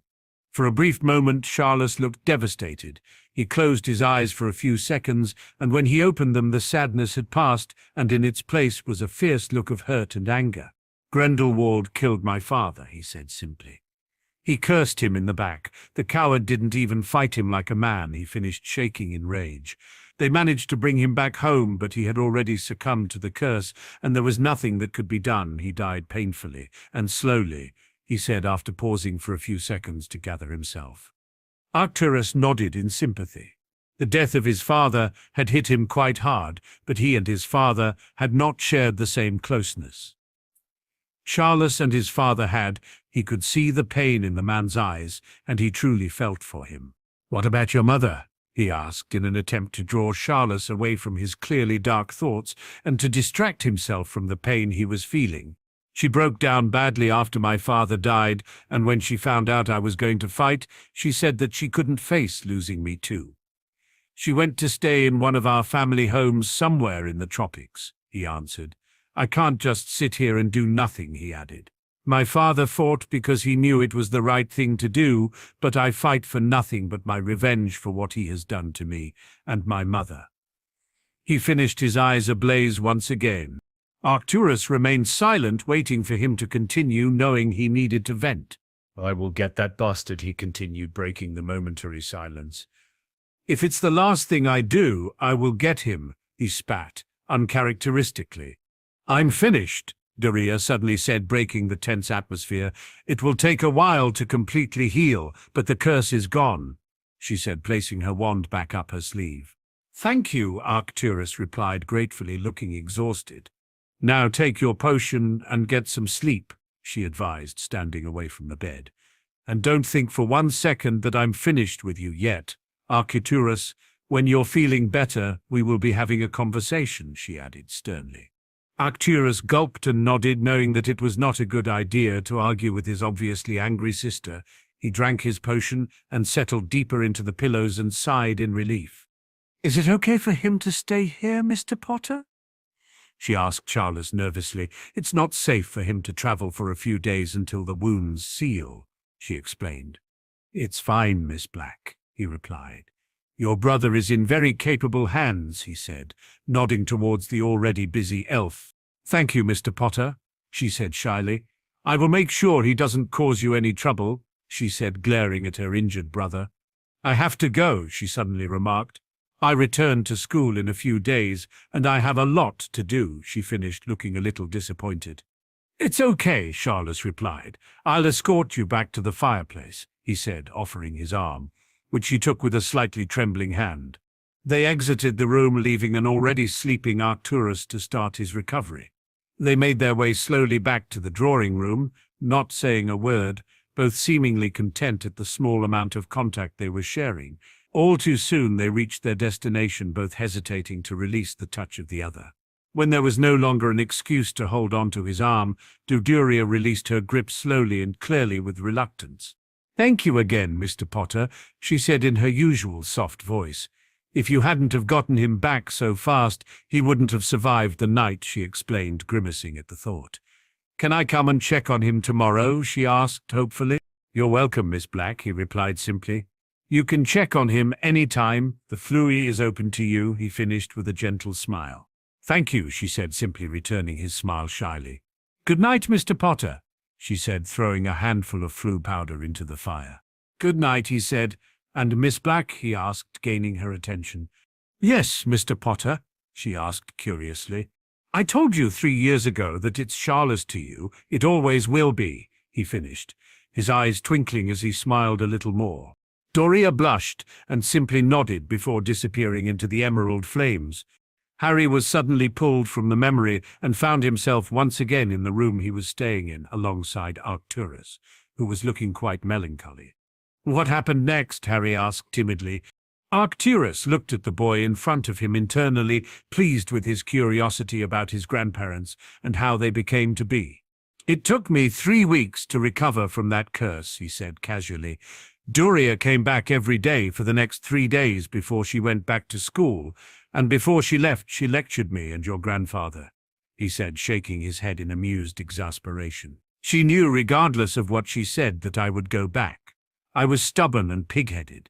There was nothing that would stop me going back to protect her and get my revenge, which I had more reason to get now after he used one of our own curses on me. She took Charles aside a few times to talk to him, but I don't know everything she said, but I do know that she begged him not to lose himself because of revenge. He told me many years later that she told him he was a good man and it would be such a shame if he took his revenge and couldn't live with what he had done to get it after the war was over," he concluded, looking thoughtful once again. "I'm sure she scolded him the way she did with me on a couple of occasions too," he added, amused.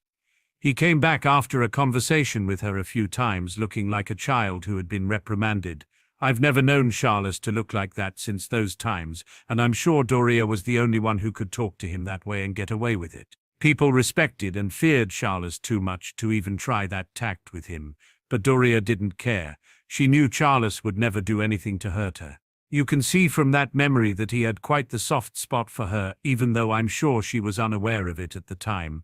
She felt something for him too, but I think for her she thought that there would never be a chance for them. There was no guarantee that Charles would come back from the war, and even if he did, she didn't think that a Potter would be interested in a Black. It was just not a possibility in her eyes. The backlash that Charles would get from the lighter and neutral families would be astronomical. I know she thought of him though. She would often ask after him in her letters, and I would often see him lost in thought during a lull in the battles with the same eyes he had when he was talking to Doria. He never admitted it, but that look was reserved only for Doria," he finished. He paused and went back to thinking for a few minutes before continuing. "During the 3 weeks it took for me to recover, Charles and I formed a tentative friendship. We found we had a lot in common, and we were fighting for similar things. It was the 2nd week that he truly surprised me, though," he said, extracting another memory and placing it into the pensieve. "This is a short memory, Mr. Potter, but one that will give you a little more of an idea of the kind of man your grandfather was," he said, entering the pensieve. Harry followed suit and found himself back in the bedroom they had left only minutes ago. The younger Arcturus was in the same bed, but looking considerably healthier than he had in the last memory. He was sat reading from a book on dueling when Charles entered the room. "Black," he greeted in his usual tone, "if you're going to be coming back with me to fight, then these spells will be useful for you to know," he said, handing Arcturus a small but fairly thick leather-bound book. Arcturus looked at the book and his eyebrows almost disappeared into his hairline at reading the title. "These are your family spells," he said, unable to hide the surprise in his voice. "They are," Charles replied. "I just need your vow that you will not share this knowledge with anyone or use these spells against any member of the Potter family," he requested. Arcturus hesitated for only a second before drawing his wand. He knew the Potter spells were designed for battle, and it would give him much more of an advantage in open battle. "I, Lord Arcturus Black, swear on my life and magic that I will not share the knowledge of the Potter family magic with anyone, nor will I use the spells against any and all members of the Potter family, so mote it be," he vowed, being surrounded by a bright golden glow sealing his oath. Charles simply nodded and turned to leave when he was cut off by Arcturus. "Wait, Potter," he said. "Elgar," he called, and a much younger-looking Elgar appeared beside the bed. "What can Elgar be doing for Lord Black?" the elf asked. "Can you bring me the Black family spellbook?" he questioned the elf. The elf looked at Arcturus and then Charles with confusion, but obediently popped away, returning a minute later, carrying a similar-looking book to the one that Charles had given Arcturus. "Thank you, Elgar, that will be all," he said, dismissing the elf. "Here, Potter," he said, handing the book to Charles, who was confused but had a look of newfound respect for the young man. "Share and share alike," Arcturus said simply. This has to stay between us, though. I'm sure us sharing our family spells would not be well received, he said seriously. But this is a dangerous war. What we share could save our lives, and I fully intend on coming home when it is all said and done, he finished, looking determined. Of course, Charles replied, and gave the same oath Arcturus had moments ago. With that, they settled down and began to read. Harry was again pulled from the memory and looked at Arcturus questioningly. Why would sharing spells be frowned upon? He asked the older man. Family spells are created by the family and are supposed to remain a secret. They can offer you a distinct advantage in certain situations, he explained. The Potter family magic is largely battle magic used in fights, not for dueling. The spells are designed to maim and kill. The Potters are famous for having warriors in its lineage, and their prowess on the battlefield is quite legendary. You saw for yourself what Charles was capable of, and a lot of that was the Potter magic, he explained further. Harry was surprised to learn that his family had their own magic, but was more surprised at the nature of it. The black magic is based mostly on curses. It's effective in battle too, but focuses more on one-to-one fighting. Arcturus continued, we shared our spells, knowing that it would give us a whole new advantage. Your grandfather gained a great arsenal of curses and counter-curses that would make any wizard envious. I gained the knowledge and spells of the best battle magic available, and let me tell you, that book gave me spells that saved my life on numerous occasions, he said gravely. We studied those books intently for the last 2 weeks and practiced each other's spells until we perfected them. For some reason, the different magic came easily to us, something we didn't understand at the time. We came to believe much later that we took to the different magic because we had formed a bond on the battlefield when we fought together for the first time. We both saved each other a few times that day. You saw how we fought together and how we shielded each other during the fight. It seems that from then our magic connected in some way and made learning each other's family magic quite easy. He shrugged. Harry nodded to show that he was still listening and again waited for the older man to finish his thoughts. We returned to Normandy when I had fully recovered, and immediately Charles was put in command of a foreign battle group of around 100 wizards and witches.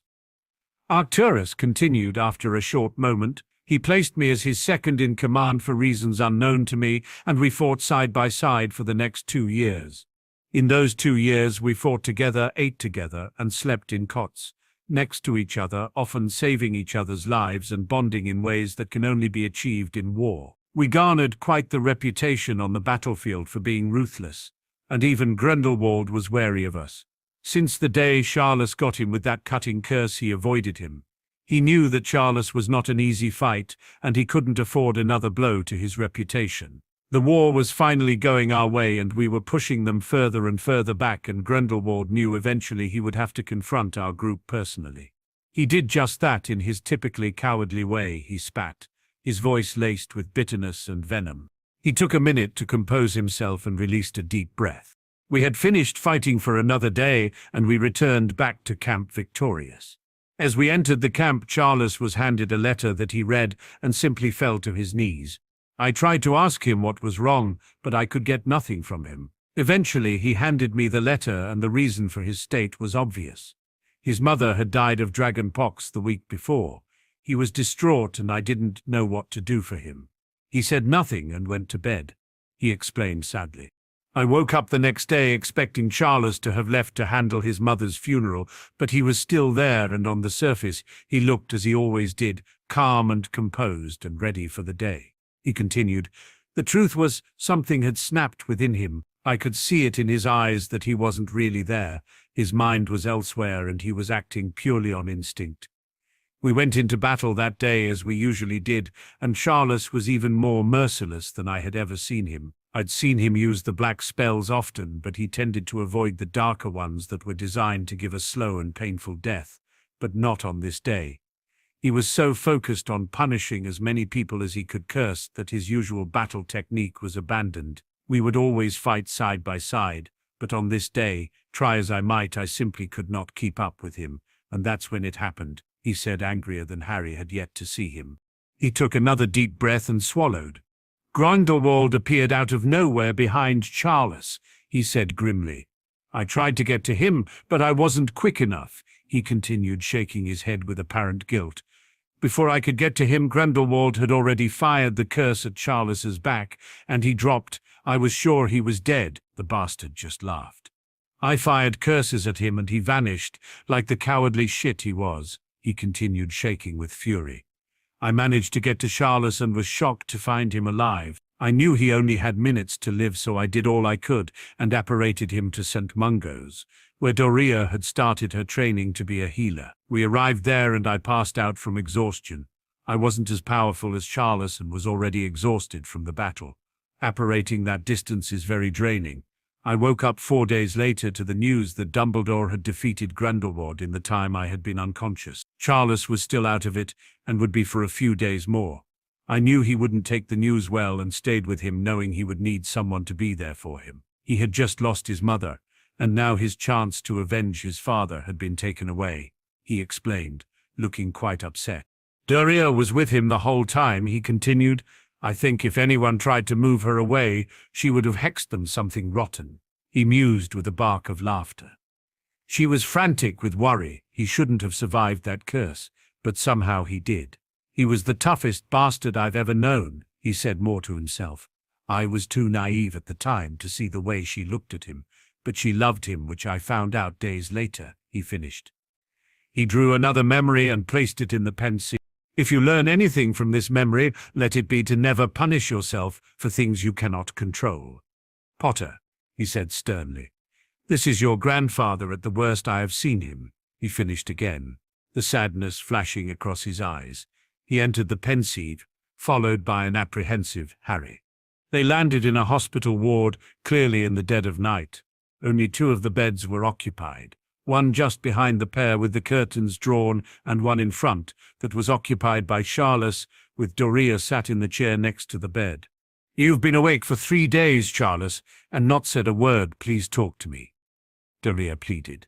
Tell me what's on your mind, she begged him. It's over, he said simply. He took everything from me, even my chance to pay him back for what he did to my father. He cursed me from behind the same way and fled like a coward, he spat bitterly. Does that really matter? She asked. Isn't it enough to know that he's dead now and can't do to anyone else what he did to you? She questioned him, still with a hint of pleading in her voice. No, it's not enough, he snapped. I wanted to get the bastard myself for what he did to me, and now there's nothing left. What can I do? How can I live with myself knowing I failed at the most important thing I'd ever have to do in my life? He asked, begging her to give him something. You find something else that can be that important to you, she said, as if it was obvious. Do you think your mother and father would want you to punish yourself for something you couldn't control? Grindelwald feared you, Charles. Why do you think he avoided you? You already beat him long ago, so you need to let it go, she said, emphasizing every word with a sharp prod in the chest.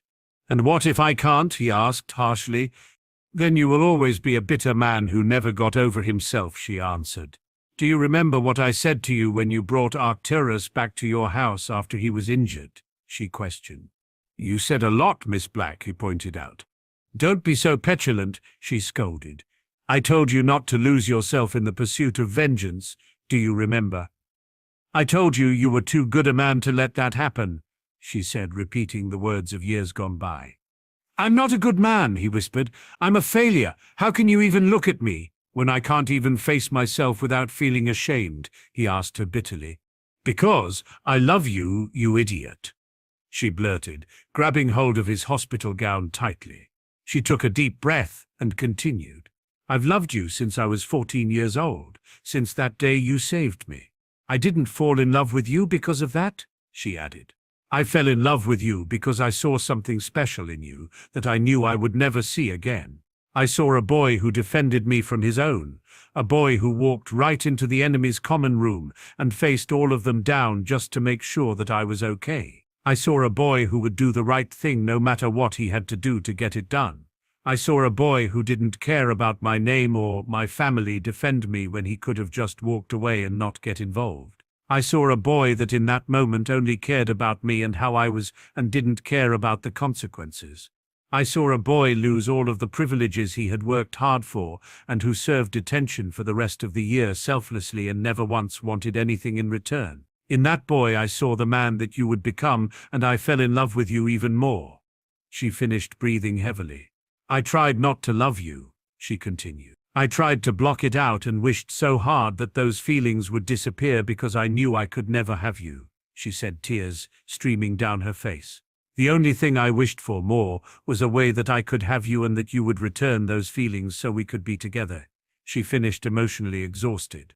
They stayed silent for some time, Charles trying to take in what he had heard, and Doria trying to compose herself. She eventually turned to look at him again, tears still in her eyes.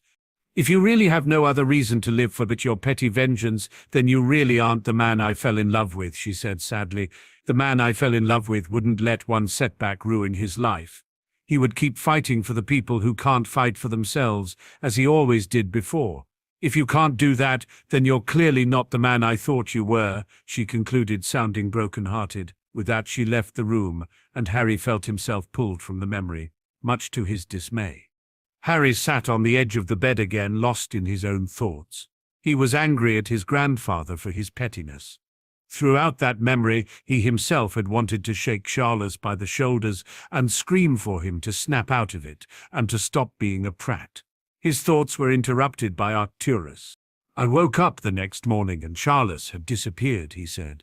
"I was so mad at him. I knew he needed his space to deal with his issues, but he broke my sister's heart. I wanted to tear him limb from limb, but try as I might, I couldn't find him," he said, sounding very annoyed. Doria was distraught, but she hid it well from everyone. But she couldn't hide it from me. I could see it in her eyes how much it hurt her for him to leave like that. And it made me even angrier at him. We carried on with our lives. There was little more we could do. Charles had vanished, and no one heard anything from him for a long time. Doria carried on with her healing training, and I went back to dueling as I had always intended. It was 6 months later that I got a surprise by owl post. I had been made a baron for my efforts during the war, he said proudly. Seeing the confused look on Harry's face, he explained further. "Being a baron means a lot more than being a lord," he began. "Any idiot can be a lord, as you can see by most of the morons they have sat on the Wizengomat," he said with a sneer. "A lordship is an inherited title passed down to the head of the old families. It gives you a seat on the Wizengomat and a single to vote on new laws and so on," he explained.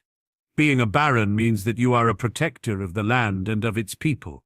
You are given a seat on the Wizengomat and 3 votes. You can only earn the title of baron with exemplary battle skills and be a proven warrior. It is the greatest honor that can be bestowed on someone in the wizarding world. It's held in higher esteem than an Order of Merlin. Charles and I were to be the first 2 to receive the title in more than 400 years. It is a very rare honor, and to have 2 people in one lifetime is almost unheard of," he finished, the pride evident in his voice. "I attended the award ceremony expecting to see Charles, but he never showed. The minister at the time was furious and ordered me to track him down. I was still mad at him, but baron or not, the minister would have made my life difficult had I disobeyed. It took me 2 months of looking to track him down. I found him in Germany, a complete drunken mess," he said, clearly disappointed. He put his wand to his temple and withdrew another memory, and Harry knew he was about to be treated to a vision of his grandfather. He was unlikely to be proud of. They entered the pensive and appeared on a street outside a very run-down-looking bar that would appear to be abandoned if not for the dim light that shone through the murky windows. They entered the bar, and Harry was not surprised to see that the inside was in no better condition than the outside. He spotted his grandfather sat at a rickety table in the corner, clearly inebriated, close to the point of losing consciousness. "More whiskey," he shouted, spilling the contents of his already full glass. "I'm not serving you anything else, you drunken swine," the barman replied. Charles was furious and drew his wand. Pointing it at the barman, he spoke in a deadly quiet voice. "You'll give me what I ask for, you bastard, or I will end you where you stand." The barman stepped back, and the fear in his eyes was obvious. He gulped loudly, but he wasn't going to back down. Before he could reply, a younger Arcturus appeared and placed a bag of coins in the barman's hand. "For a room," he said, "and to clear his tab." he added, jerking a thumb towards the drunken mess that was his friend. The barman nodded and handed him a key. Upstairs, second door on the left, he said, before walking away quickly. Arcturus grabbed a heavily protesting Charles and dragged him to the aforementioned room and threw him on the bed. He drew his wand and aimed a heavy jet of water at his face. When the spell stopped, he could see the shocked look on Charles's face, which quickly turned to anger. "What the fuck are you doing here, Black?" he asked, his sopping hair and untamed beard dripping large amounts of water on the bed. "I was sent to get you," he answered simply. "Oh, and to give you this," he added, punching Charles with all his might on the jaw. Charles grunted in pain and looked up in shock. "You hit me," he said dumbly. "I did," Arcturus replied. "And I think I'm going to do it again," he added, looking furious once more. "Wait," Charles said, holding up his hands. "Why are you hitting me?" he asked, confused. Arcturus looked at him incredulously. "You're asking why I'm hitting you?" he asked, rhetorically. "You broke my sister's heart," he said dangerously. "She loves you, you bastard, and you walked away from her like she was nothing," he spat. "She told you?" Charles asked. "She hasn't said a word, but I was awake the night she opened her heart to you, and you just left," he answered, shaking his head. "I see it in her eyes every day. She tries to hide it, but I know her too well," he finished, looking upset. "She deserves better than me," Charles mumbled quietly to himself. "And who the fuck are you to decide what she deserves? It should be her choice who she wants to be with and hers only," he roared. Charles laughed bitterly. "And you would approve of me and your sister?" he asked sarcastically. "You and my sister? Never," he answered. "But my sister and the man I fought side by side for all that time, the man who watched my back as if it was his own, the man my sister spoke of that night in the hospital, that man would have my approval in a heartbeat, without hesitation," he said truthfully. "You're a fucking mess, Charles. Pull yourself together and be the man you really are instead of the drunken slob sat in front of me. And then you will deserve her. But right now you don't deserve her. You're weak and a fucking coward," he finished, looking at his friend in shame. Charles simply looked down at the floor, and when he didn't reply, Arcturus shook his head and left the room. Once again, Harry was pulled from the memory, feeling angry and disappointed in his grandfather. "What the hell was wrong with him?" he growled. "He was pathetic." "He was," Arcturus replied. "War affects people in different ways, but what you saw wasn't war-related.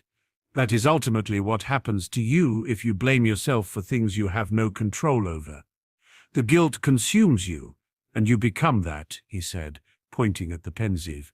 "So what happened next?" he asked. "Obviously he came out of it, but it can't have been that easy." "No, it wasn't, and it was a very close call," Arcturus responded. "I left Germany and went home to inform the minister that I had found him and that he was dealing with some personal issues. He wasn't happy, but there was nothing more that could be done. I carried on with my life, running the family and dueling when time would allow me. It was almost a year after I had last seen Charles that I received an unexpected owl from Gringotts." He frowned at the memory.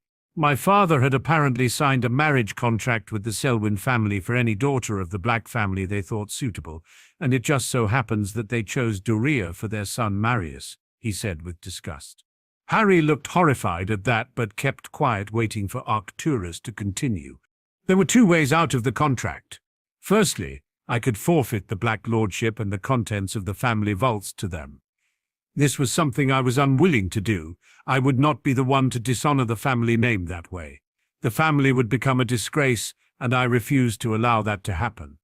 I was proud to be a Black and was raised to hold those values until death," he said defiantly. "Secondly, I could duel to void the contract, but it would be against a champion of their choice. The Selwyns themselves were excellent duelists, and I knew if it wasn't a Selwyn, then their champion would be extraordinary. This was the more viable option, but there was a problem. I had only 3 days to do one or the other to void the contract, or the wedding would go ahead. The real problem was that I had been injured the day before in a duel, and my wand arm was literally in pieces. Skelegrosa wasn't what it is now, and would take a week to heal, but I decided I would fight with my off arm. My pride would not allow me to back down, so I sent off the owl with my request," he finished. This is what happened the day of the duel, he said after a moment, drawing another memory with his wand and placing it in the pensieve. They entered the memory, and Harry found himself in what appeared to be a small Quidditch stadium, filled to capacity with around 3,000 witches and wizards in attendance to watch the duel. This was the venue the Selwyns chose, Arcturus said from his right. Duels like this were done publicly often, he explained, especially duels of this magnitude. It was very rare that anyone was willing to duel a black, he said knowingly. I knew they were up to something. They wouldn't have accepted a duel with me if they didn't have a plan they truly believed would work, he finished. Harry took in his surroundings. In front of him was a large area marked out where the duel would take place. To his right he could see the younger Arcturus with a heavily bandaged arm placed in a sling, looking nervous. Next to Arcturus was Doria, who looked nothing short of terrified, surrounded by what appeared to be the entirety of the Black family. The Selwyns were stood on the other side of the marked area, looking very smug. Harry immediately disliked them all simply by how much they reminded him of the Malfoys. Harry could see Doria and the younger Arcturus whispering furiously, so he moved closer so he could listen. "Please don't do this, Arcturus," Doria begged. "I'll marry their son. You don't have to fight," she said in tears. "Yes, I do," was his simple reply. "If I don't, then everyone will think they can treat us like this, and I won't stand for it," he whispered back furiously. "Just let me handle it, Doria. It will be okay," he finished, turning away from her to face the Selwyns. Seeing that Arcturus was ready, the head of the Selwyn family stepped forward and raised his wand to his throat. "Ladies and gentlemen, today you will bear witness to the embarrassment and humiliation of the Black family," he began gleefully. "A contract between our families was signed, and that contract stated that we would be given any choice of any unmarried black female of our choice. We made our choice, and that dishonorable family," he said, pointing at the blacks, "have gone back on the word of their former head of house," he finished, eliciting a mass of jeering from the crowd. "He had a choice and could have simply forfeited the family title and wealth to me and my family. But he chose to take the approach that would force my family to use violence, something we did not want," he said, shaking his head in mock disgust. "However, it will not be a member of my family fighting this man today. I would not risk my blood against their dark magic, so I have found a willing champion who will fight for my family honor and the right to the stated marriage in the contract," he said, bowing to the crowd. "Ladies and gentlemen, I give to you, representing the Selwyn family, the undefeated warrior Hans Goletier," he finished with a flourish. The crowd was in what appeared to be stunned silence, and Harry looked at Arcturus questioningly. "Goletier was Grindelwald's right-hand man during the war and escaped justice through bribery and corruption," he said bitterly. "He was a disgusting pig, famous for his brutality and sickening perverse tendencies. Rape, murder, and torture were his forte, and that was before he aligned himself with Grindelwald. He was feared across the continent, and the Selwyns would have had to pay him a fortune for him to fight for them. Brutality, no matter how disgusting, at that level does not come cheap," he said with a grimace. "Using him became the Selwyns' downfall. They had exposed themselves as a dark family and have not recovered since," he stated. A giant of a man entered the stadium into pure silence, but he seemed not to notice the crowd anyway. He looked as though he was taking a leisurely stroll, not going into battle.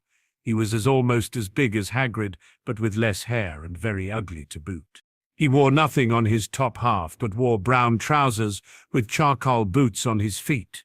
He was very well built with well-conditioned, defined muscles.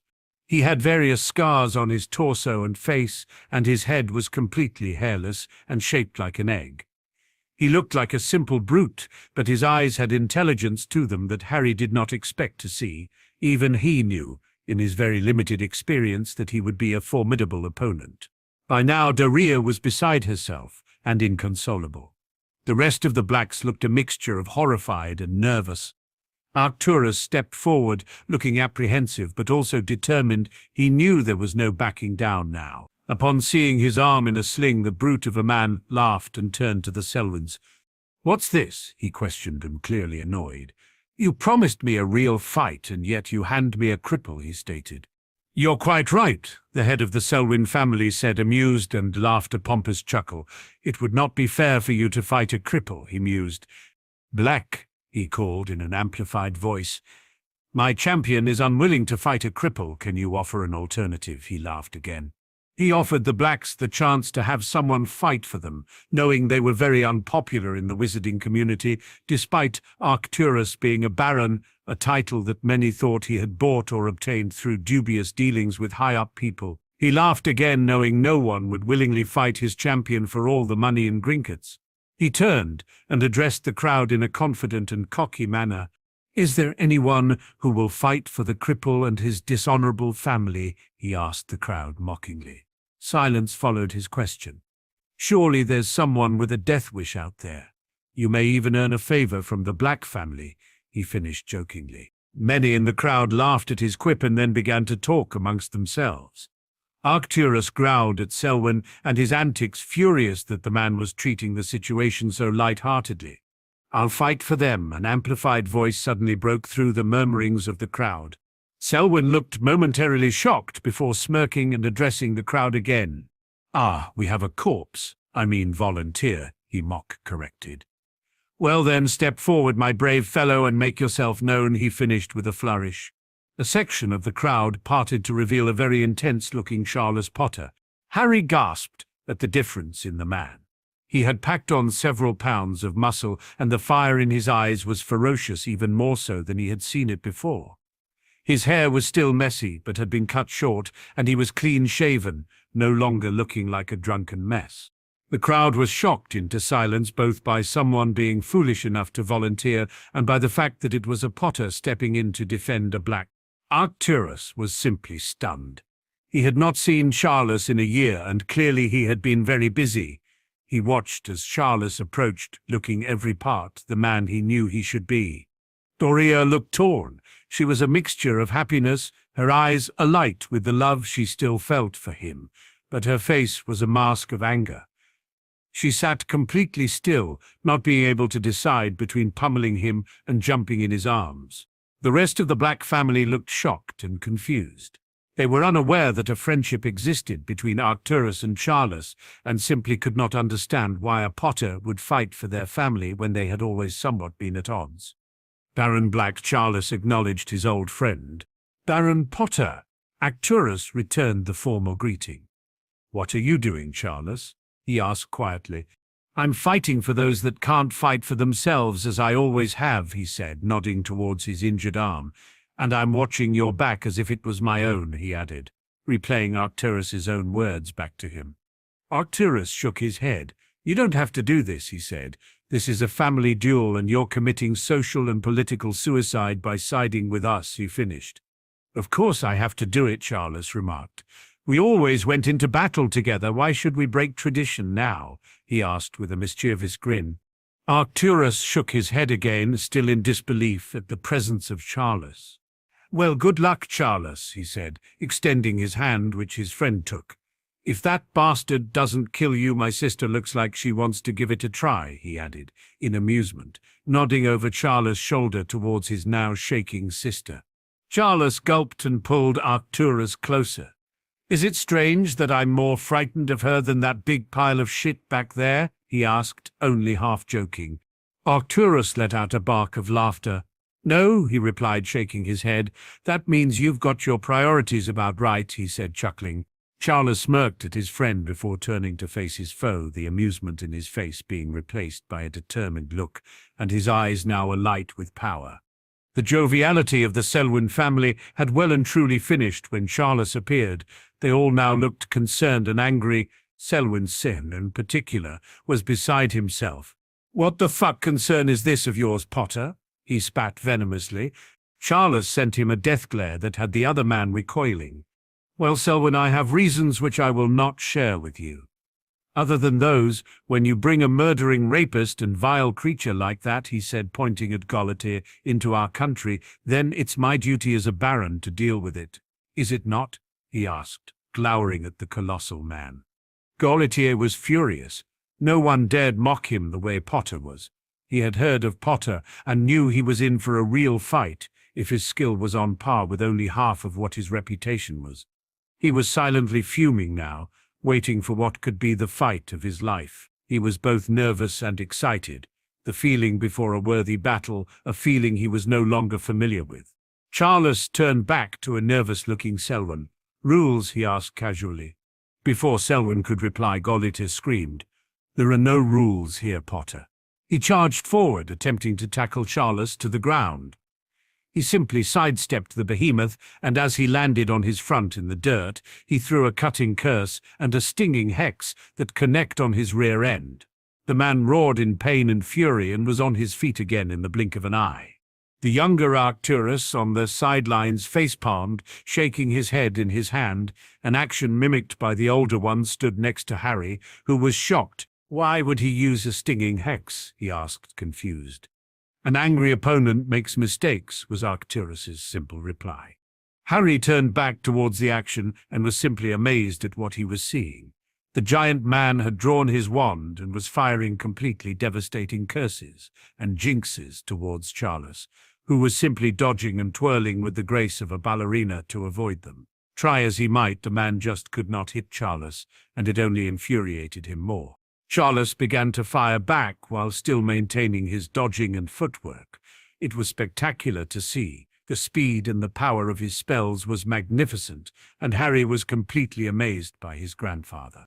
He landed 2 bone-breaker curses on the giant's off arm that resounded with loud enough cracks to be heard throughout the entirety of the stadium. The man screamed in pain as the broken bones punctured the skin for all to see. His own rhythm was only interrupted for a brief second at this setback before he was back at his own powerful spellcasting, still failing to hit his faster and magically more powerful opponent. He suddenly stopped his casting and focused his power before whipping his arm upwards in a vertical. Stone spikes began to erupt from the ground in an attempt to impale Charles, who simply looked amused. He levitated himself wandlessly above the battleground to the surprise of the crowd. He swept his wand across the field, and the spikes crumbled to a fine dust which he gathered up with a gust of wind from his wand. He twirled it in a semicircle repeatedly, and the debris of the conjured spikes formed a tornado that Charles sent towards his foe while lowering himself to the ground. Upon landing, he switched control of the tornado to his wandless hand and fired a thick jet-black fog into the twister from his wand.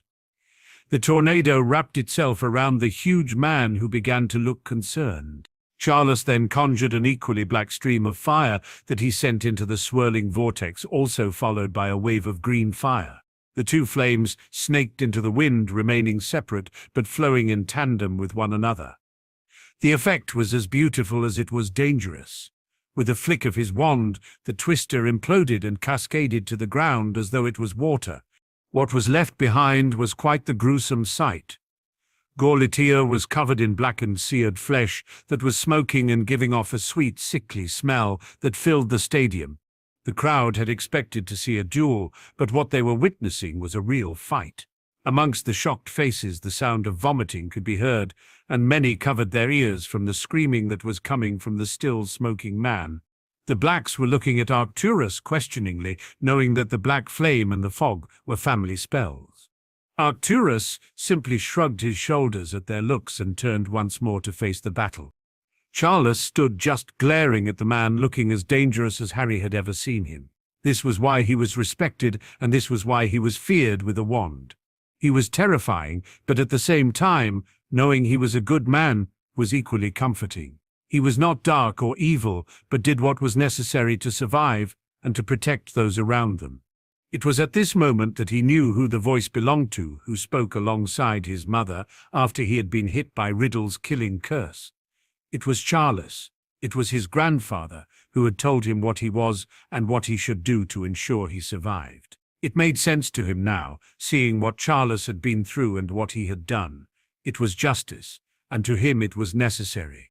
Harry knew if he was to survive, let alone without too much pain, then he had to be like Charles. He had to do what was necessary to survive and protect those he cared for. Goblet suddenly launched a blasting curse towards Charles that was too large to dodge as he had been, so he quickly raised a shield that didn't quite manage to absorb the whole of the spell. He was blown off his feet from the force of the magic and landed on his back with a loud thud followed by a crack.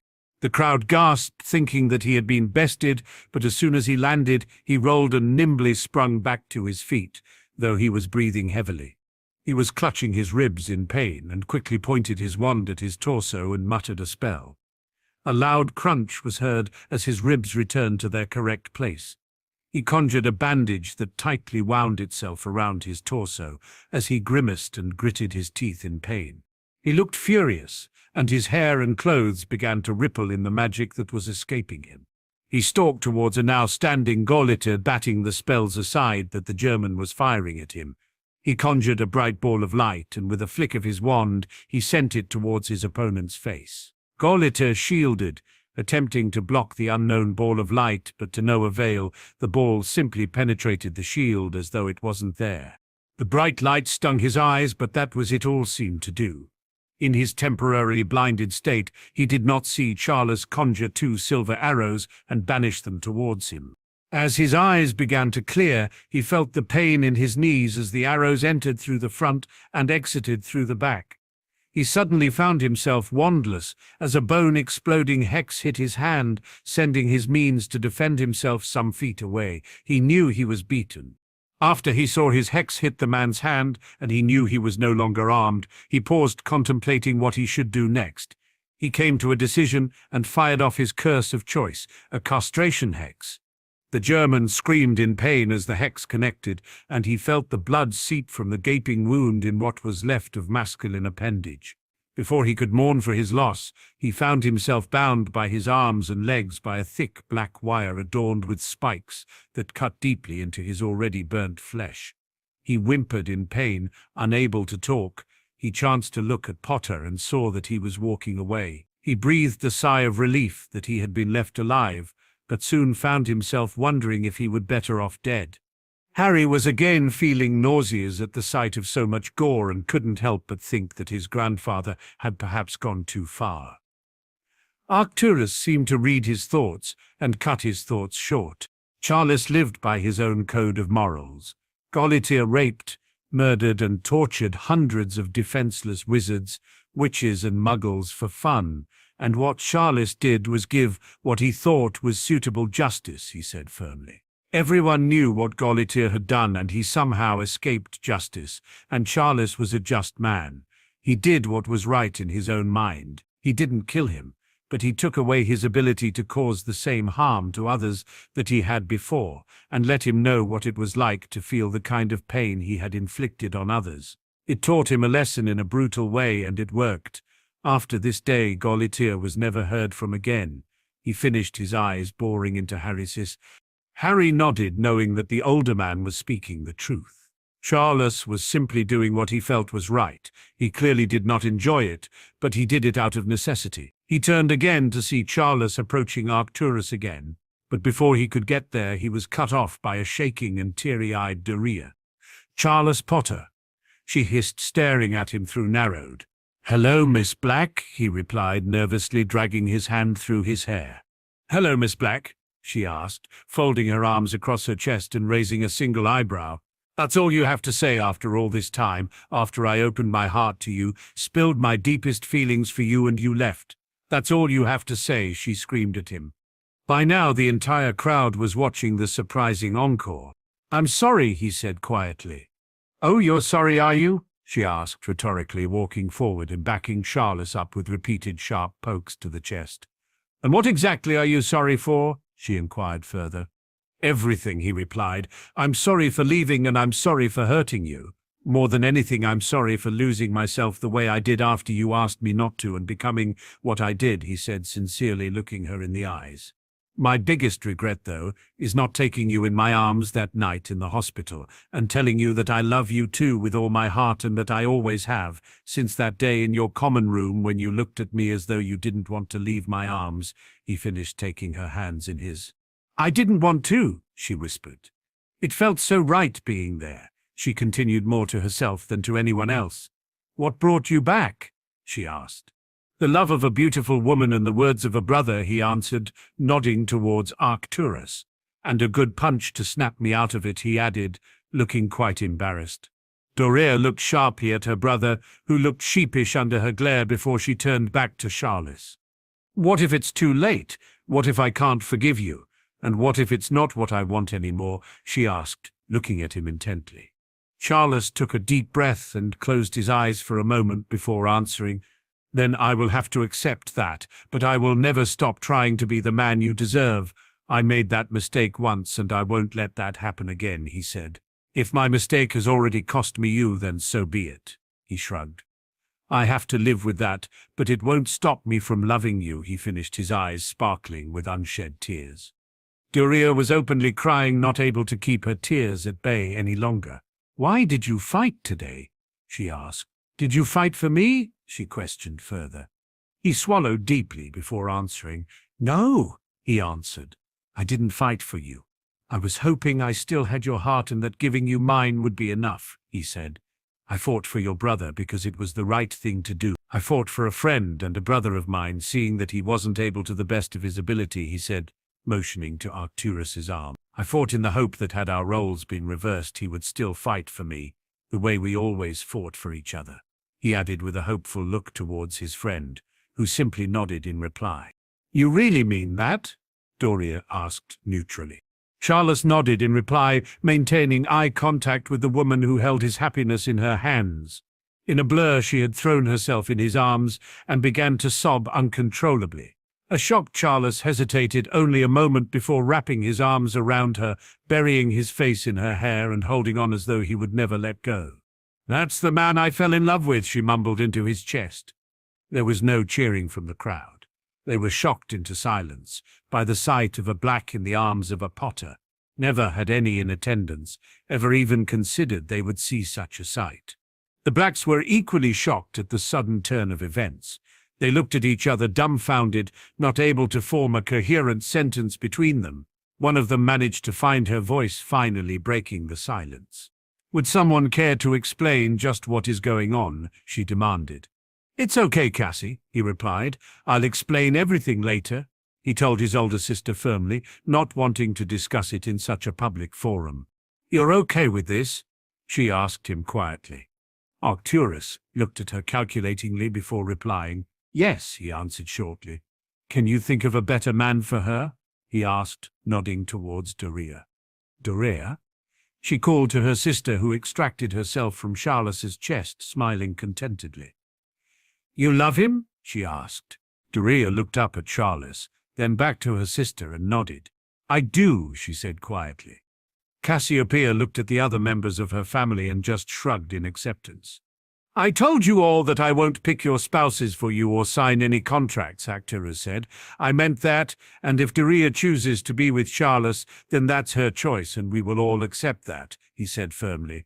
"He has my approval. I can think of no other man I would trust with Dorea. He fought for us today because it was the right thing to do, and he has fought with me hundreds of times before. He shared his family magic with me willingly, so I would be a better fighter, and we have saved each other's lives countless times over the years," he finished. "You showed him our family magic, didn't you?" Cassiopeia asked. "That's where he learned those spells," she stated. "Yes, I did," Arcturus answered unashamedly. "We shared our magic. It was war, and we took every advantage we could," he said, standing firm under the glare of some of his family members. "And you trust him?" she hissed the question at her brother. "With my life," came the reply, "as I have on countless occasions. And besides, we both gave magical vows that we would not share the knowledge with anyone or use family magic against each other or family," he said casually. "You gave a vow not to use your family magic against each other or each other's families?" Cassiopeia asked incredulously. "We did," Arcturus answered. "Wait a minute, Charles," cut in, looking annoyed.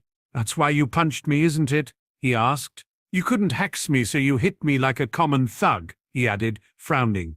"You deserved it," was the simple reply he received. Charles just shrugged in reply. The back and forth between the two was cut short when they were interrupted by the sound of a cough coming from the gathered black family members. Charles turned to see a woman standing amongst them who clearly was not one of them. She had dark brown hair and hazel eyes with pale skin. She was delicate-looking and quite beautiful in her own right. She was fairly short and petite, with a look of intelligence, and she was smiling softly. Arcturus took her hand, drawing her closer before addressing Charles. "This," he said, motioning to the woman, "is my fiancée, Melania," he finished introducing her. "Baron Potter," she greeted him with a slight curtsy. "I've heard a lot about you," she said, looking up at the man. "Ah, well, you shouldn't believe anything he tells you," he said, pointing at Arcturus. "He's reckless, and you can't believe a reckless man," he explained, eliciting a huff from the other man. "I am not reckless," he retorted. "Yes, you are," Doria cut in. Arcturus just frowned at his sister. Melania laughed before addressing Charles again. "I assure you, Baron Potter, I have heard only good things about you from him," she said, smiling gently. "Then he is the most honest man I know, and you should believe everything he's told you," he replied, gaining a laugh from both women. "When did this whole thing become about me?" Arcturus asked petulantly. Charles laughed at his friend. "Don't worry, Arcturus," Doria consoled him. "I haven't even started with Potter yet. Don't think you're off the hook." She finished, looking sternly at the now horrified man. It was Arcturus's turn to be amused by his friend's expression. "Baron Charles Potter," he mocked. "Will fight any man with a wand. Scared of my sister," he finished, looking gleeful. "I don't know why you're laughing, Arcturus Black," Melania said, glaring at the man. "Do you really think you're off the hook for putting me through what you have the last 3 days?" she asked in a scolding fashion. "Thinking about fighting that brute with your offhand," she added, shaking her head and linking arms with Doria. "You really are a reckless prat," she finished, leading Doria away from the two. Now very cowed men, the two men shared a knowing look before Arcturus broke the silence. "Do you really think you can handle my sister?" he asked, only half-jokingly. "Do you really think you can handle your fiancée?" Charles retorted. Both men shrugged. "We can still hear you," a feminine voice carried to them from somewhere ahead. They both cringed and hurried to catch up to the departing women. They were pulled from the memory, and Harry once again felt proud of his grandfather and what he had done. "Do you have other memories of them?" he asked, keen to see more.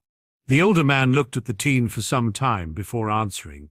"I have hundreds of memories of them, but it is mostly day-to-day stuff. We can look at more later," he said, placating the boy, who looked disappointed.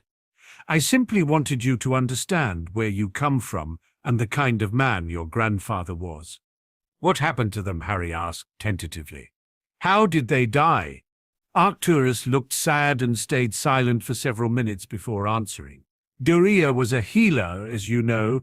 Just before you were born there was a wizard flu pandemic, and she caught the illness badly," he sighed. "She recovered from it fairly well, but she was severely weakened by it. She stayed alive long enough to see you born and lived to hold you as she wanted to. She died a few months after you were born," he said sadly, suddenly looking very old. He paused to compose himself. "Charles lived for Doria, and when she passed he was never the same. He stopped taking care of himself and deteriorated. This was when Riddle was becoming a real problem. Everyone knew of Charles and his prowess with a wand, and Riddle knew he would never convince him to work with him, so he tried to take him out," he said, looking angry. Harry looked nothing short of murderous. He felt his magic responding to his anger, and he wanted nothing more than to curse Riddle into oblivion. Arcturus saw the look and was again reminded of his friend. He tried to attack Charles, but Charles, even though he wasn't the same man he had been, fended him off, but not before being hit with a slow-acting curse that stopped the blood circulating properly, he said, shaking his head. Charles knew about the curse, but he didn't see any reason to get it healed. I'm sure he was content to pass on and be with Doria again. Though I know if he knew what would happen to your father and mother, he would have done everything he could to stop Riddle, he said, looking sad again. Why couldn't my dad fight like him? Harry asked quietly. I've heard their last moments, and my dad didn't last 2 minutes against Riddle, he concluded with a lump in his throat. Arcturus looked at the boy with something akin to horror, but quickly composed himself before answering. They were different men born in different eras. Charles was born into a war, and James was born in a time of peace. I think Charles wanted his son to have a normal childhood and not be raised the way he was. Had he known what was coming, it would have been different. Riddle was just a whisper in the distance, until James was in his 5th year, and even then, none of us expected him to become the problem he did. He explained. James was much more like Daria than he was Charles. He was not raised to be a fighter, and Daria doted on him and was his biggest influence. Don't get me wrong, your father was a gifted wizard by what I saw and heard. But he and that idiot grandson of mine spent their time joking around. If they put half the effort into the type of training I and Charles had instead of their games, then I have no doubt they would have both been extremely formidable in battle. Whatever you do, don't hold what happened to your parents against them. There was little to do to prevent it. Once Riddle has an idea, it's near impossible to stop him. He is persistent. Use it, Potter. Use what happened to your family to push you to succeed. He finished. What can I do? Harry asked lamely. You fight. You fight for all your worth and with everything you have. Fight for the memory of your family and fight for your life and your future. Fight the way your grandfather did. I believe everyone should be their own man, but if you aspire to be anyone or want someone to look up to, then look no further than your grandfather. You couldn't find a better role model. He was the best man I knew and ever will know. I see him in you, Potter. You're like him more than you know. Honor him, your grandfather and your parents the way they deserve. Do not die for nothing, but if you have to die, you die facing your foes on your feet, looking them in the eyes, never on your knees. Riddle saw your grandfather in you that night, and he knows what you can be capable of if you want to be. He finished sternly. But how can I be like him? How can I learn that kind of magic? He asked pleadingly. By training, Arcturus replied simply. He opened the drawer on the bedside table and pulling out a weathered, thick, leather-bound book and handed it to Harry. This is one of only 2 copies of this book. It contains both the Black and Potter magic. Charles and I created them many years ago and added to them throughout the years. Whatever is written in one will appear in the other, and they are charmed so that only we, or a combination of both Potter and Black blood, can open them, he said proudly. Read it, learn it, and practice it. It's all the magic you will ever need to win a fight, he concluded confidently. Harry looked at the book in complete awe. Thank you, he whispered gratefully. You're welcome, Arcturus replied, pleased to see the boy appreciated the book so much. Now it's time we got some sleep. We are going to be very busy from now on, he said, making his way to the door. Was there anything my grandfather wasn't good at? Harry asked, unexpectedly. Arcturus smirked at the question. Potions, he replied. He could do mind-blowing things with a wand, but put him in front of a cauldron, it was likely to explode or melt, he said, shaking his head. Daria never let him forget his ineptitude with potions, he said, amused as he left the room. Harry looked at the book Arcturus had given him in amazement and anticipation. He gently stroked the front cover with his fingertip, only to snatch it away after a sharp pain caught him by surprise. He sucked his bleeding finger as the book glowed gold before opening on his lap. He was too awake to sleep. He needed time to absorb and digest everything he had heard and seen of his family, so settled down and began to read.